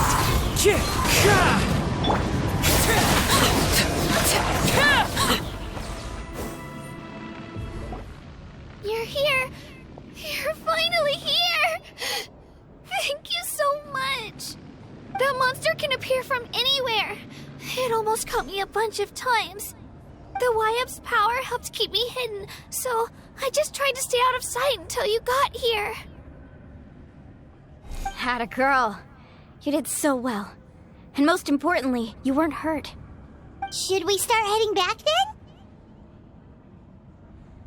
Actually, I have a request. Will you come visit the Wyup with me? I can't exactly put it into words, but something's wrong with the Ode of Resurrection. And I know it has something to do with the contamination from the Abyss. That was the Pyro Archon's theory as well. Everything we've seen here certainly seems to back it up. In the Night Kingdom, there are 6 main totem poles representing the Wyub of each tribe. You can think of them like the body of each Wyub. Additional totem poles, like the ones around here, serve as proxies to which the Wyub can extend their consciousness. There are countless proxies scattered around the Night Kingdom. Through them, the Wyub can extend their consciousness over the entire realm and track down souls no matter where they roam. But if a proxy were to become severely contaminated, then a soul could become lost within the Night Kingdom. Judging by the current situation, I don't think we're dealing with just one contaminated proxy. Even if we could drive back the abyssal power from one of them, that probably wouldn't even put a dent in the problem. Still, we can't just leave the Wyup to suffer. It's protected me this whole time. I agree. We might even manage to draw out the monster that's been hunting Kachina. Getting rid of the monster might slow down the deterioration of the Night Kingdom.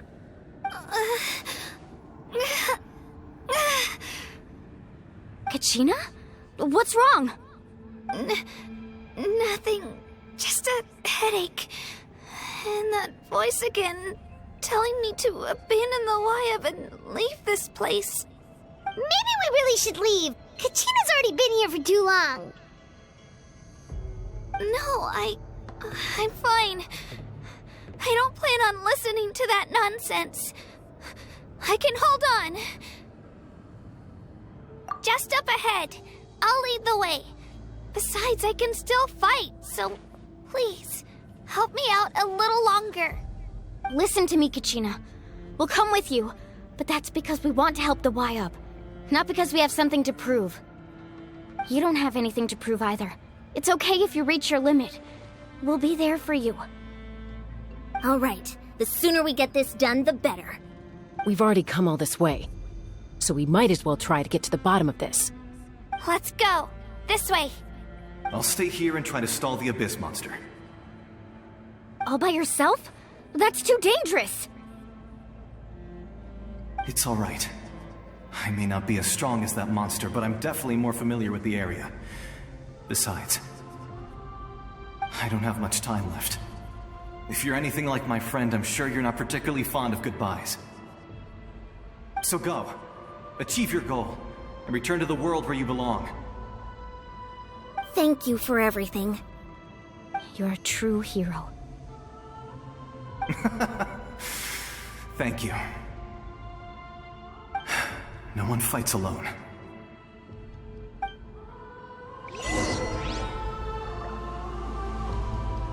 Does your head still hurt? Let me help you walk. I'm fine. You should know I'm made of stronger stuff than that.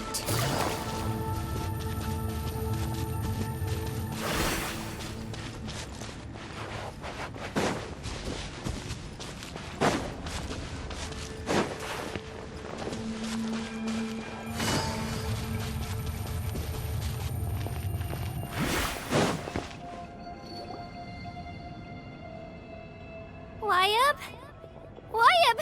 I'm back! My friends and I are here to heal you. Wyab? Can you hear me? Wyab?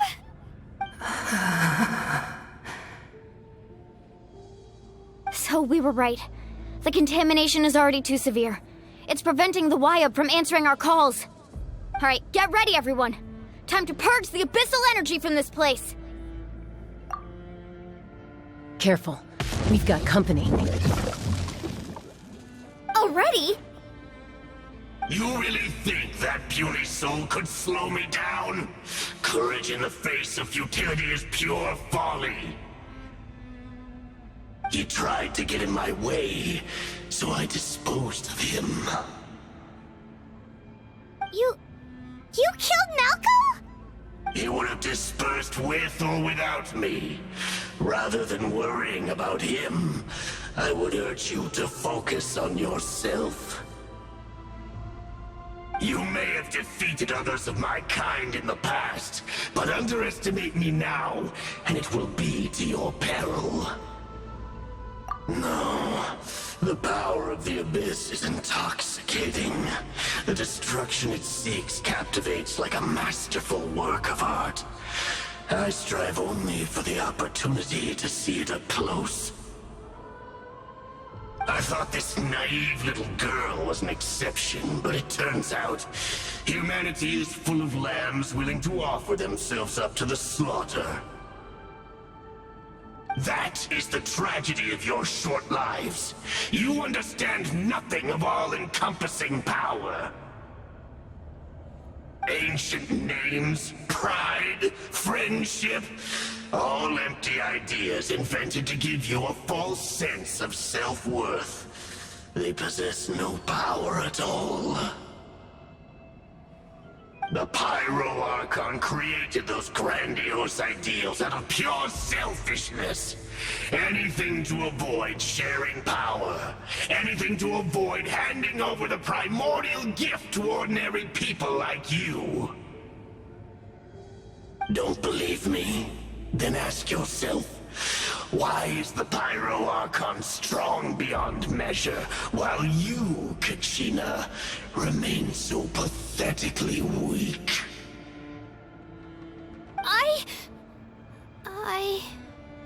Kachina!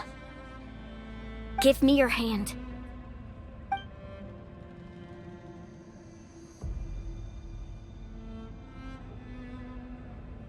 Feel that? I'm right here next to you. Thanks, Moalani. You're right. I have nothing to fear. Because I'm not alone anymore. You're right. Maybe comforting ideals don't have any power. But you also couldn't be more wrong. You've never had to work for your own strength, so you will never understand the true source of our power. What? The courage we have to stand before you and not back down? It comes from our friendship. The power lies not in the ideal itself, but in our commitment to upholding that ideal, and in our decision to stand together and fight! Well said! Let's go, Kachina. It shouldn't take more than 2 of us to handle an enemy like this. Sorry in advance, but you deserve what's coming to you! There aren't many in Natlan who can beat us when we're together. It's time he got a taste of that kind of power. From the ashes, the power of Right here!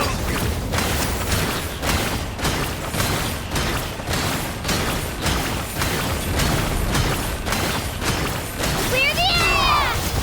Let the flames of redemption free! The power of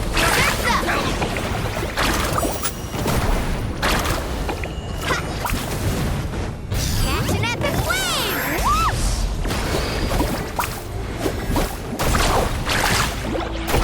a glimpse of the future.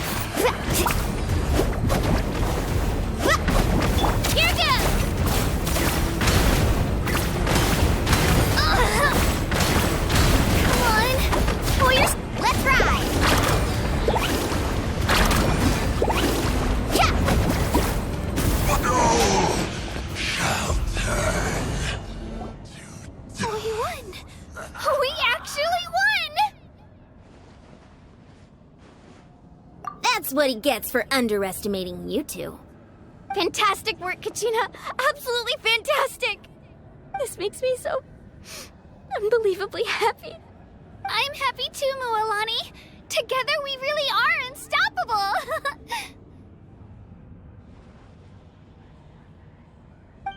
Huh? What's happening?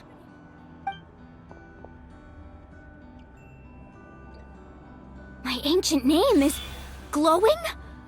But I thought I didn't bring it with me. It's probably a projection from the real world, but that doesn't explain why it's glowing all of a sudden. Wait, does that mean you're...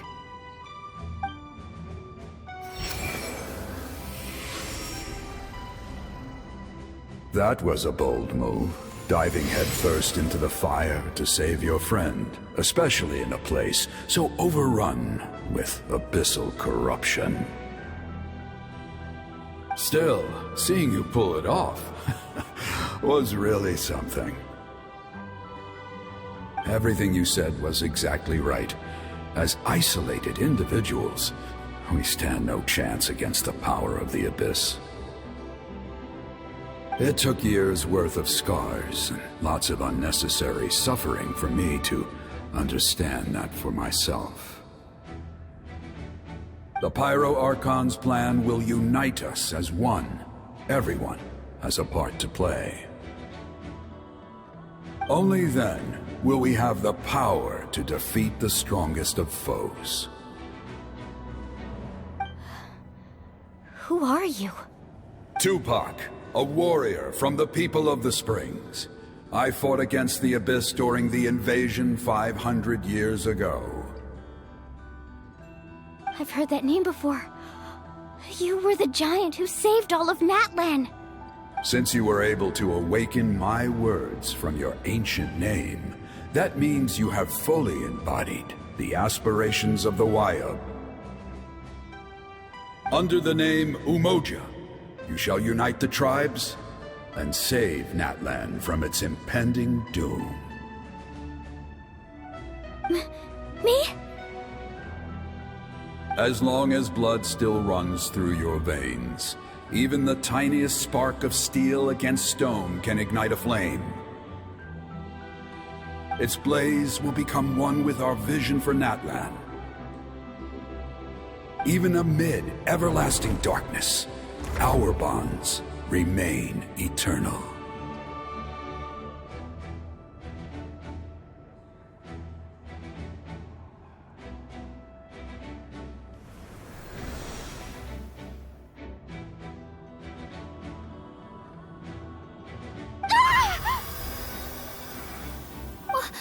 What's wrong, Moalani? So memories. My brain was just flooded with everything he once knew. So that's what happened. What do you mean? Did you just figure something out? 500 years ago, they foresaw the very crisis we're facing now. Efforts to save Natlan started all the way back then. We can go over the details once we get back. We shouldn't linger here longer than we have to. I know bits and pieces, but I had no idea Mualani was also part of the plan. This sounds like something that's going to need a lot of explaining. Let's focus on saving the Wyatt first.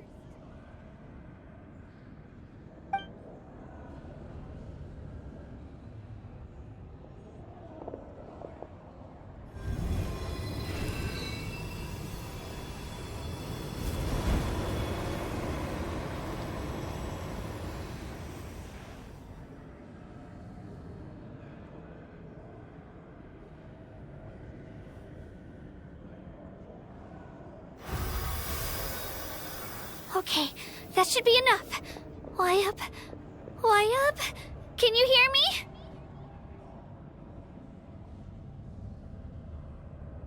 I hear your voice, Kachina, my dear child. Great. Well then, I'm afraid it's time to say goodbye. I just wanted to make sure you were okay before we leave, but we can't afford to stay here any longer. I was going to ask why you bestowed an ancient name upon someone like me, but it's okay. I'll keep searching within myself for the answer. I'll never stop trying to improve my strength. One day, I'll live up to the hero you saw in me. You are already an outstanding child in my eyes, Kachina. No matter what happens. Huh? You are all my most beloved children. It has always been my honor to protect and nurture you. Your ancient name is just that. A name. Much like your parents chose to name you Kachina, I also gave you a name, but it need not define you. Focus on who you want to be.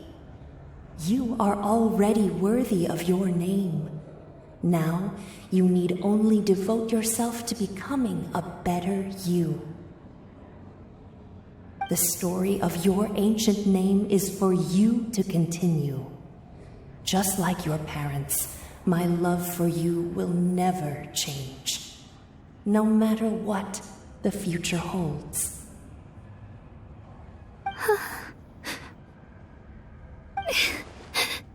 Thank you, Wyatt. It gladdens me to see the Pyro Archon's plan move another step towards completion, but it is time for you to leave this place. The situation here is getting worse. Go now, my children.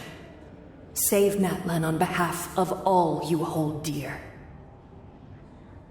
I know we've never met before, Wyatt, but I just wanted to say thank you for encouraging Kachina. It was exactly what she needed to hear. Whoa! What's going on? An earthquake? We're out of time. It's the power of the Abyss. Quick, we need to run!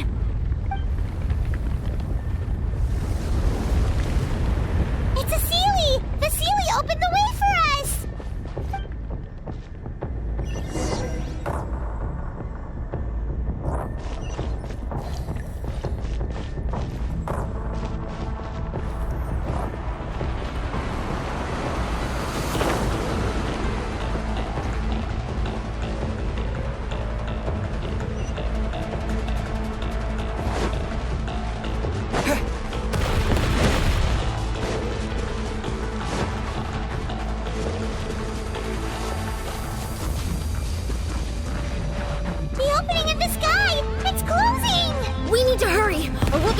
Here!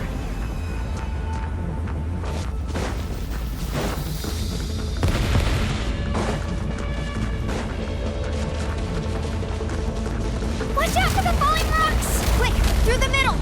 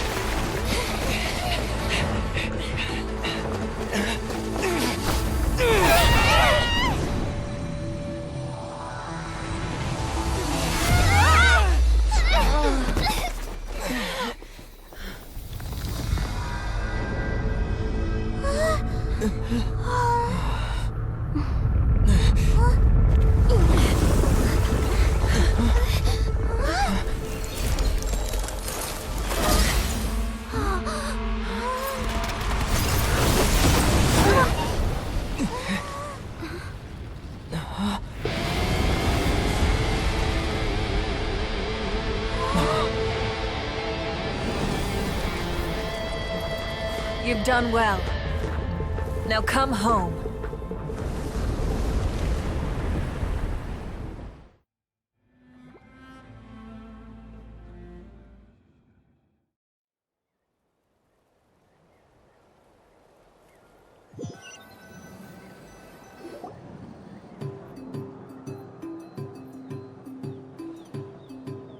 We're back! The Pyro Archon saved us. But she's not here.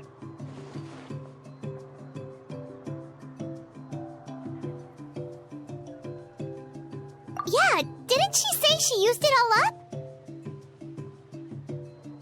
She's still in the speaker's chamber. What we saw in the Night Kingdom was just her consciousness. So you're saying her consciousness did all that? Every great display of power comes at a price.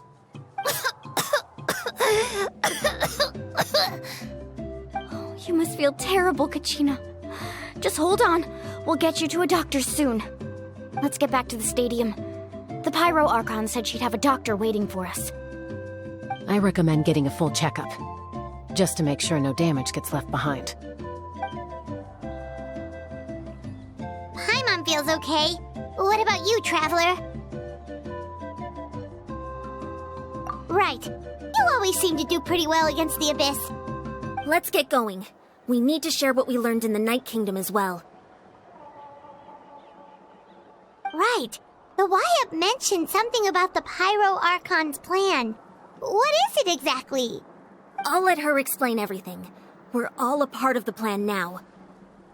Every move we make from here on out will decide Natlan's ultimate fate. Huh. There's a lot less stuff here than before.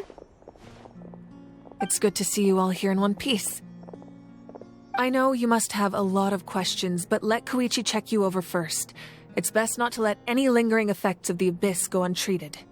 Thank goodness you made it back. I came here as soon as the Pyro Archon told me about your plan. Take a seat, everybody. I'll examine you one by one.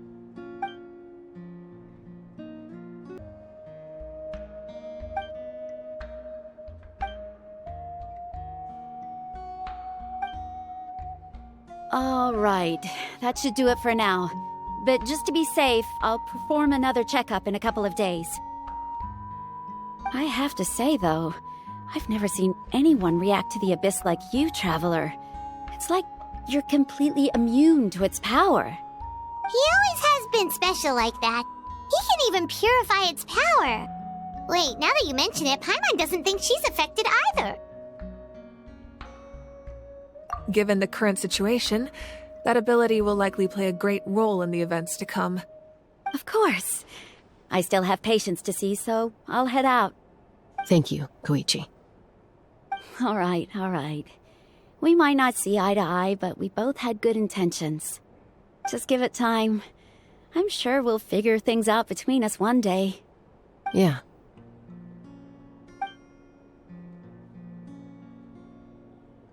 All right. There's so much to discuss, I don't even know where to begin. You've seen it for yourselves now. The devastation in the Night Kingdom. I'll get straight to the point.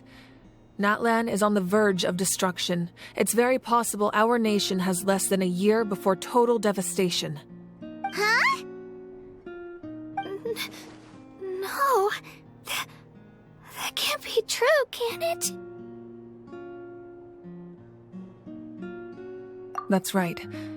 But I've only ever disclosed that fact to the handful of people working with me to save this nation.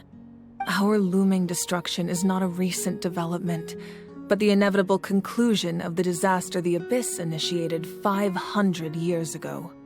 Mulan told us a little bit about that. 500 years ago, all the nations of Teyvat were invaded by the Abyss. Unlike the other nations, Natlan never had stable and deep-rooted ley lines, so we suffered the worst of the invasion. The battle against the Abyss was exceedingly long and brutal.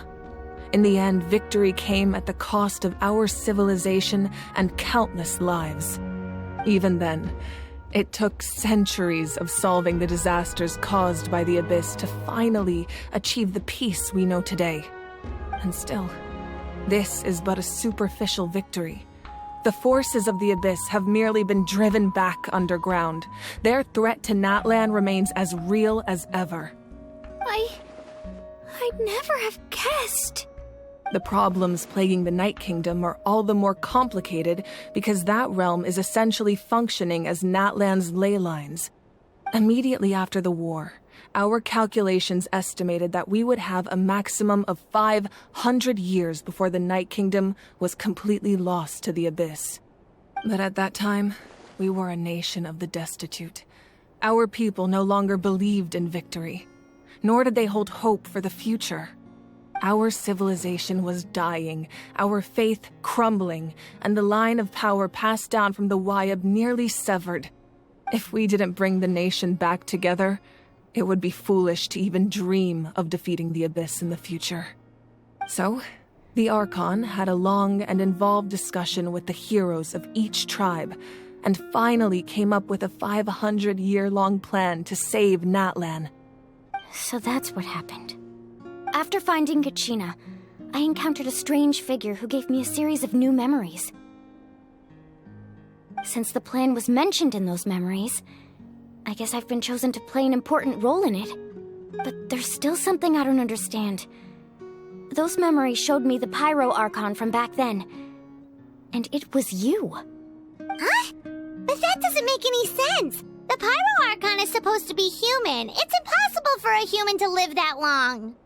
That's right. The hardest thing for humans to overcome has always been time, or rather, the natural limitations of our lifespan. A god can extend a human's life by using a certain amount of divine power, or subjecting them to a curse. But, as we all know, Natlan doesn't have gods like that. We can only rely on our own methods. A human life is like a flame destined to be extinguished. 500 years ago, I placed my life within the sacred flame. Only by dying before my time could I have the chance to wake up again. So, in other words, this is your second life?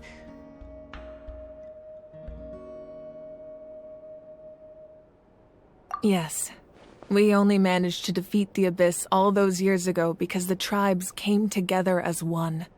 If the Natlan of the future was to have a fighting chance, the Pyro Archons that came after the war had to rebuild the decimated tribes. The goal was to reunite the people and restore the strength of each tribe's Wayab. Once a tribe was back to its full strength, the tribe's Wayab would select a hero, indicating the tribe was once again ready for war. The Chosen would then stand by my side in defense of our nation, just like great heroes of old 500 years ago. So that means I'm one of the Chosen? That's right. You bear the ancient name Umoja, the same one held by the hero from your tribe 500 years ago. It means unity. After your adventure in the Night Kingdom, I trust you've come to fully understand the meaning of that name. So in other words, you always knew who the Wayab were going to pick from each tribe? Yes. According to the plan, each tribe was supposed to have been fully restored by the time I awoke. But something went wrong along the way. The 6 heroes successfully inherited the ancient names from 500 years ago, but the intel regarding the plan wasn't passed on to them. Once again, it comes down to the deterioration of the Night Kingdom. Communication between the Sacred Flame and the Wayab has been blocked. Just like how the Ode of Resurrection failed to bring Kachina back. Exactly. It's just another tactic the Abyss is using against us. The Abyss may not possess intelligence, but its methods certainly aren't easy to counter. If we want to unblock that information from being passed on, my presence alone isn't enough. The ancient name-bearer must establish a greater connection to their name.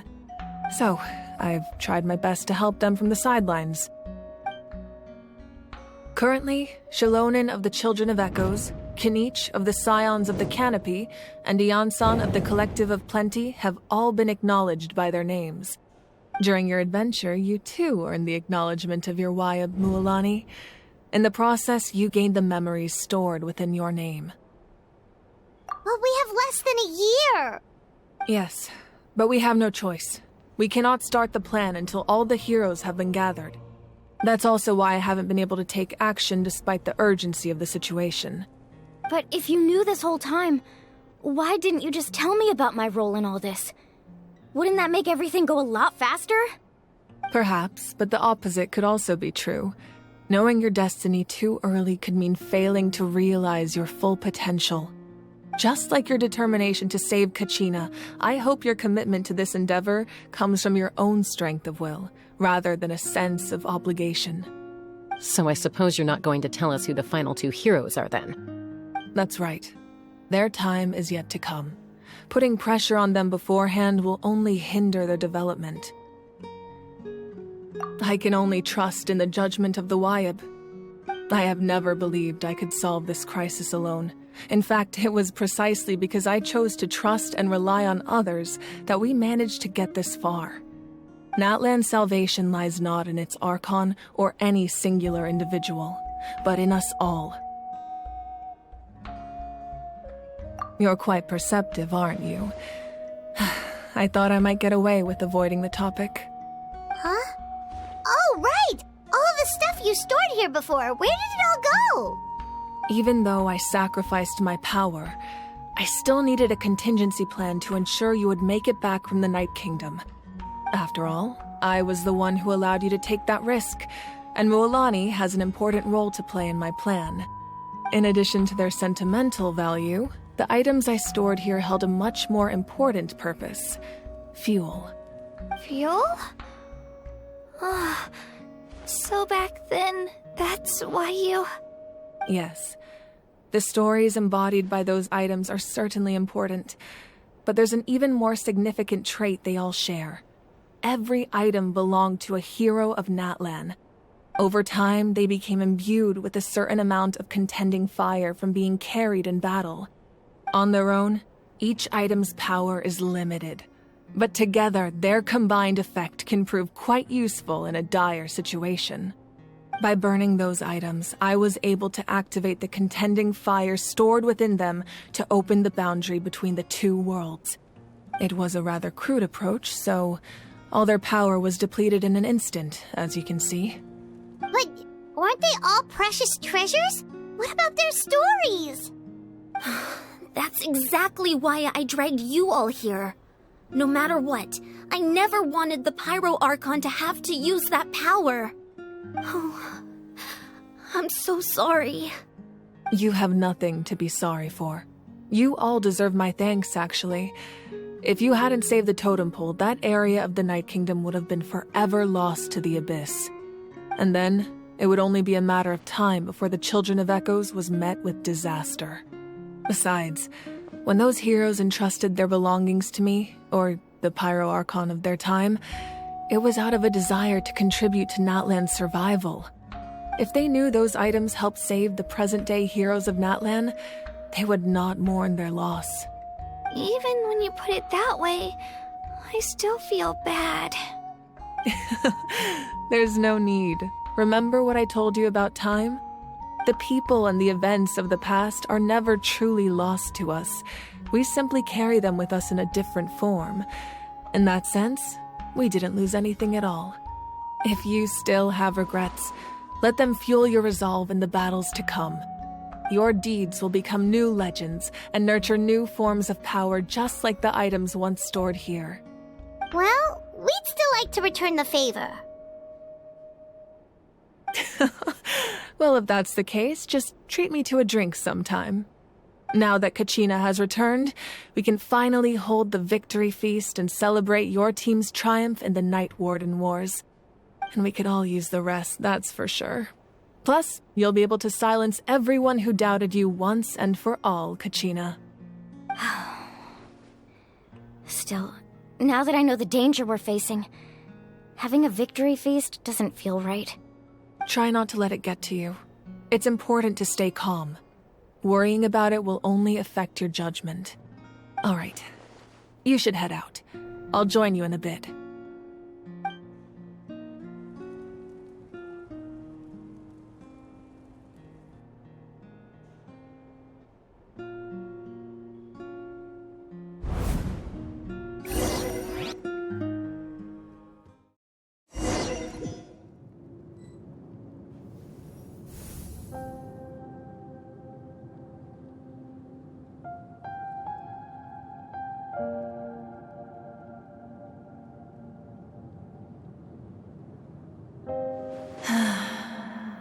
I was young, I used to sit by the hot springs and listen to the stories of warriors from all over Natlan. They attract people from all walks of life. Friends come easy here, no matter what tribe you're from. The people of the springs have never claimed the hot springs as their own private property. They are there to bring all hot spring buddies together. It's been really nice seeing the children of my tribe get older. It's helped me gradually understand the true value of the springs. I've witnessed their energy, their determination, their absolute passion for life. Even when they cause trouble, I never managed to hold on to my anger for long. It's unbelievable how quickly they worm their way back into my good graces. I'm certain Mualani will become a great warrior when she grows up. She possesses infinite potential. I can see it. One day, when I'm no longer in fighting form, I'll come here and tell stories to all the children, just like those warriors did for me. So, you better get busy, Pyro Archon, or I'll end up running out of stories.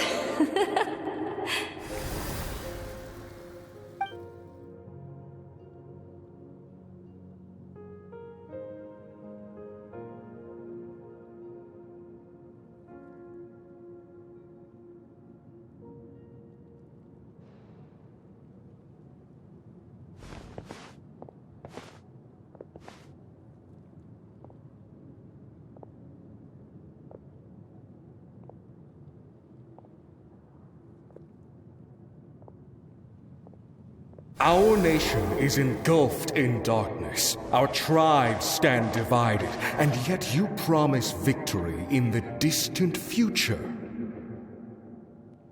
The Abyss is a cunning enemy, one that I faced in battle many times. Were that not the case, I would never understand exercising this degree of caution. My rage will never know absolution. And my power will no longer aid you in victory. But you came to me because you knew you could convince me with just a single sentence. I understand your choice. The heroes of today will forge the path ahead with blood and fire. Just remember to earn us the victory we are owed. Otherwise, rest assured, I'll find a way to collect the debt. For Natlan.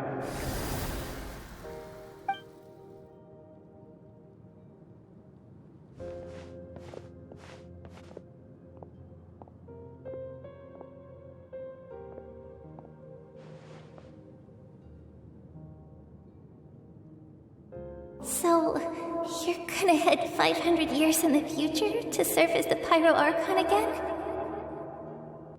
But what about the you from right now? You're just gonna die? You can't ask her those questions and expect her to answer, my dear. The decision is hers to make, and she deserves our support. We will do everything we can to rebuild the tribes. Don't you worry. Even across time, we will all do our part to fight for Natlan's future. Yeah, Mom's right. We'll always believe in you, sis.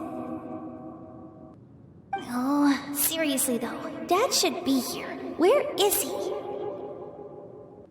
I imagine he didn't know what to say, so he chose not to come at all. Don't take it to heart, my dear. That's just who he is. Just remember, no matter what happens in the future, we will always love you.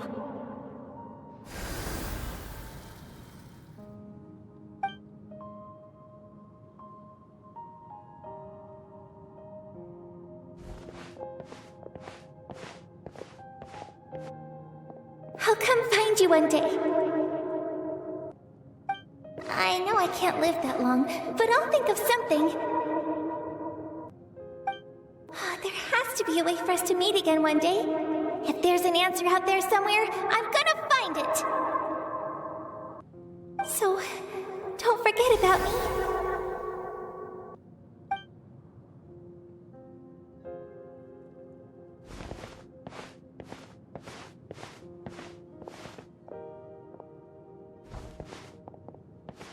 If that's your decision, then you have my full support, Archon. May our children live to see such a lovely son. For Natlan! No one fights alone.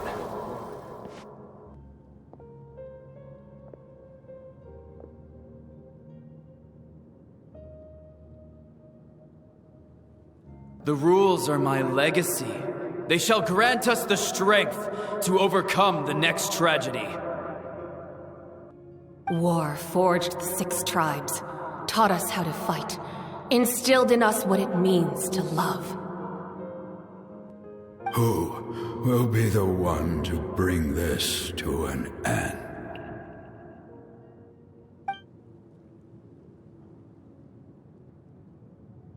We are the inheritors of memory and legend. Those who grew alongside sun and wind. Those who forged our own destiny and future. That is Natlan's fire. The lifeblood of our nation.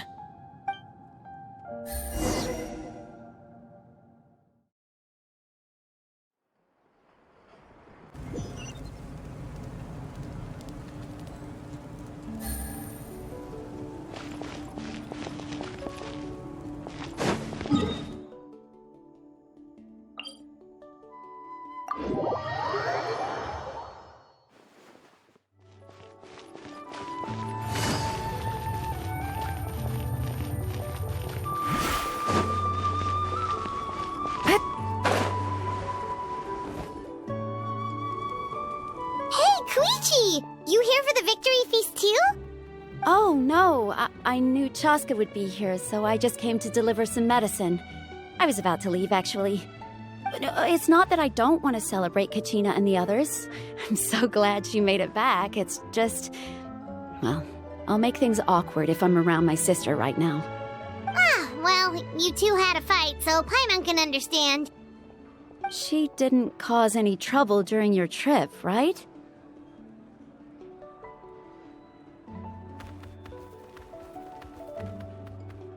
Yeah, she was super helpful. She gave us a lot of useful information about the Abyss. That's good. That's all I needed to know. Is there a reason you asked? You were pretty outspoken when we first met, but now it's like you're holding something back.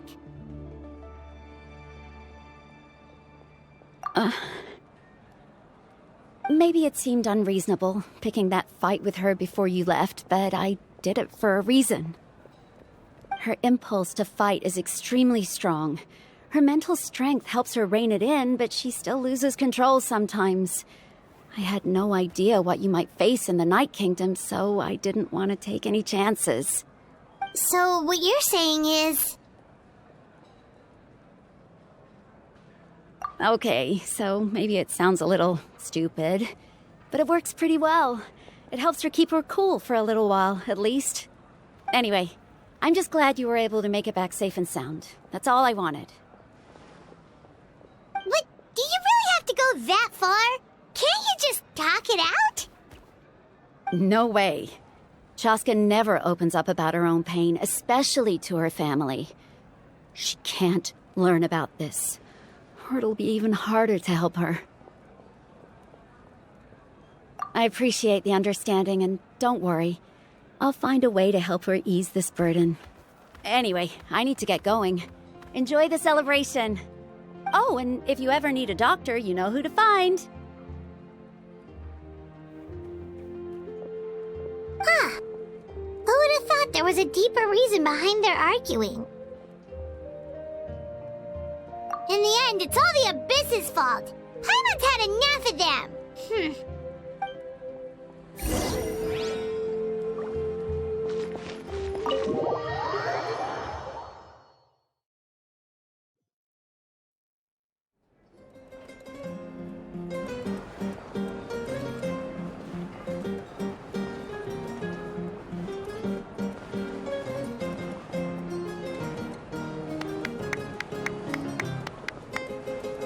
Let's give a huge round of applause to our brave young warrior, Kachina! Woohoo! Well done, Kachina. Thank you, everyone. I'm so glad I finally made it. I always knew you could do it. With so much potential at your age, you have a great future ahead of you. You're one to talk. Don't think I didn't know you were the first person to abandon your team. I'll be dealing with you when we get back. I had no choice. My friend invited me. I couldn't just say no. Oh, really? So you weren't just trying to get ahead in the first round? I wasn't, I swear. I just happened to find that bearer injured in the wild, so I stopped to bandage his wounds.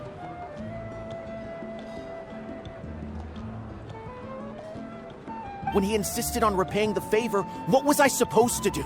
I'm just one person. I figured Kachina would have no trouble replacing me. But the fact of the matter is that after your departure, everyone else started thinking about swapping teams too. I'm really sorry, Kachina. It was wrong of us to abandon you like that. It's amazing that you still made it all the way through to the Night Warden Wars. That's the highest honor. So, what about you guys? Did you make it far? Our team captain drank too much the night before the competition and turned up late to the stadium on the day. We got disqualified.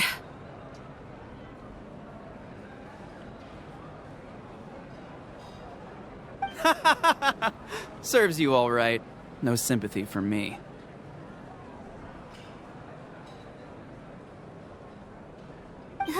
All right. There's no need to be like that, Uncle Pakal. Dear friends, I'd like to say a few words. Firstly, I'm grateful to my friends and our great Archon for helping to bring me back. This traveler and his companion Paimon are some of the strongest people I've ever met. If they were allowed to participate in the pilgrimage, I have no doubt that they'd win the whole thing. They've agreed to let me learn from them.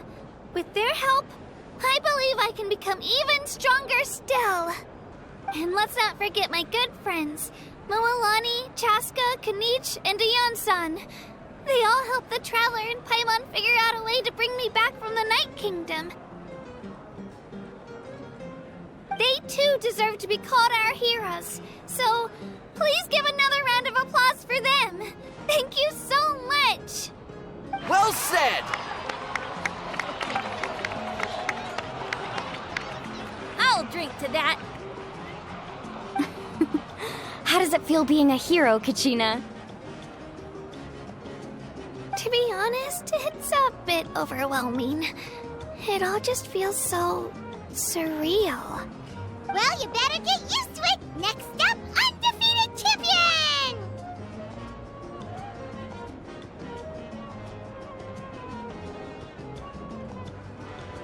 Hey, please don't make fun of me.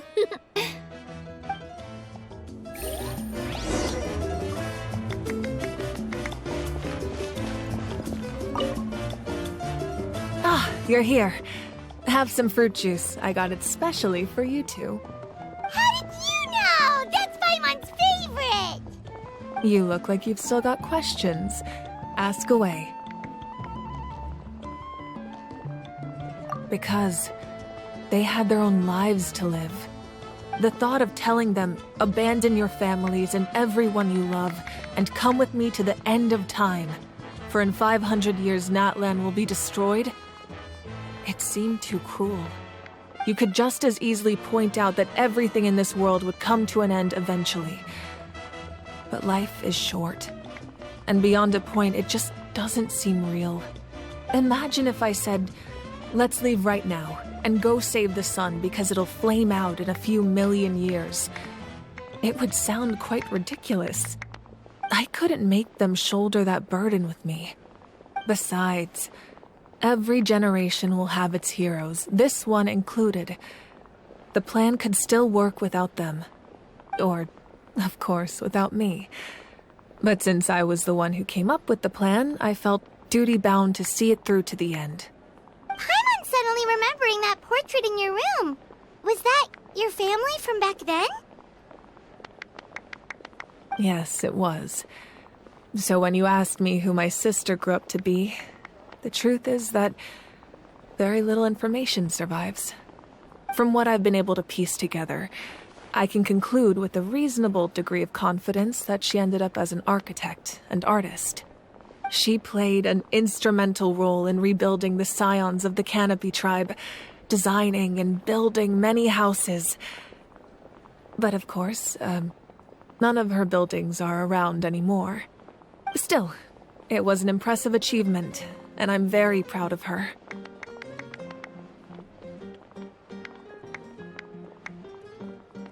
You feel loss keenly. It seems to stir up feelings of regret in you. But this is something I have long since come to terms with. This is a war, and there can be no war without loss. I am already far more fortunate than those who lost their lives to the Abyss. The people of Natlan look to me as their Archon, and the weight of their expectations is mine to bear. I must see our fate through to the very end, no matter what I may find there.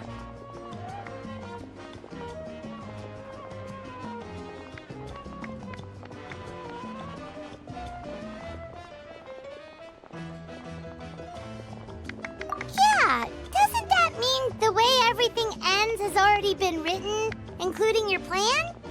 I suppose, but so what? Don't forget, time takes many forms.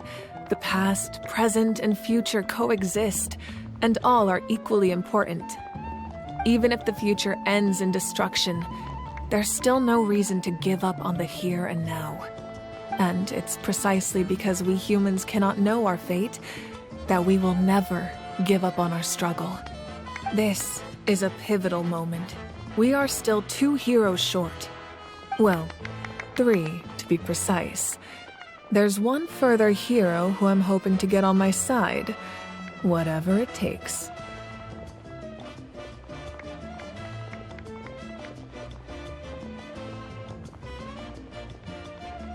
Your resistance to the corrupting power of the Abyss is truly remarkable. It would easily make you an all-important figure in the upcoming battle. If you agree to join us, you will not only gain my full support in your journey, but I will also forge a brand new ancient name for you. Ancient names can be forged? They can. Several strict conditions must be met, but if they couldn't be forged at all, then the number of them in circulation would have long dwindled to 0. Possessing an ancient name would mean that your adventures in Natlan are recorded in full. Your stories would be remembered by our people for all the years to come. The Ode of Resurrection may have temporarily lost its power, but still, take this as my personal guarantee that I shall never let you fall. Just like in the Night Kingdom, I will be there for you. That is a promise I will fulfill at all costs. This nation always honors its heroes. Yeah, we can't just ignore the situation here. Wonderful. Then I'll reach out to Shilonen right away. She's the one who will forge the name. We've never forged an ancient name for an Outlander before, but I trust she'll find a way.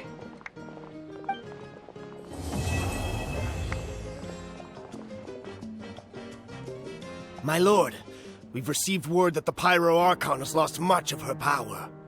Although your injury complicates things, this is most certainly the opportune time to seize the Gnosis.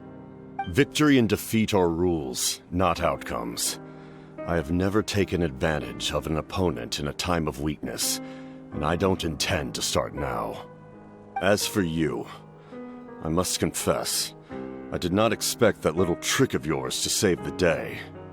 No matter how dense the fog, as long as the sun remains, we cannot turn day into night. She could have dispelled it. She simply chose not to. You don't have much time, and you're injured on top of that. What do you plan to do next? I'm beginning to see just how useful you may turn out to be. You heard something from here, didn't you?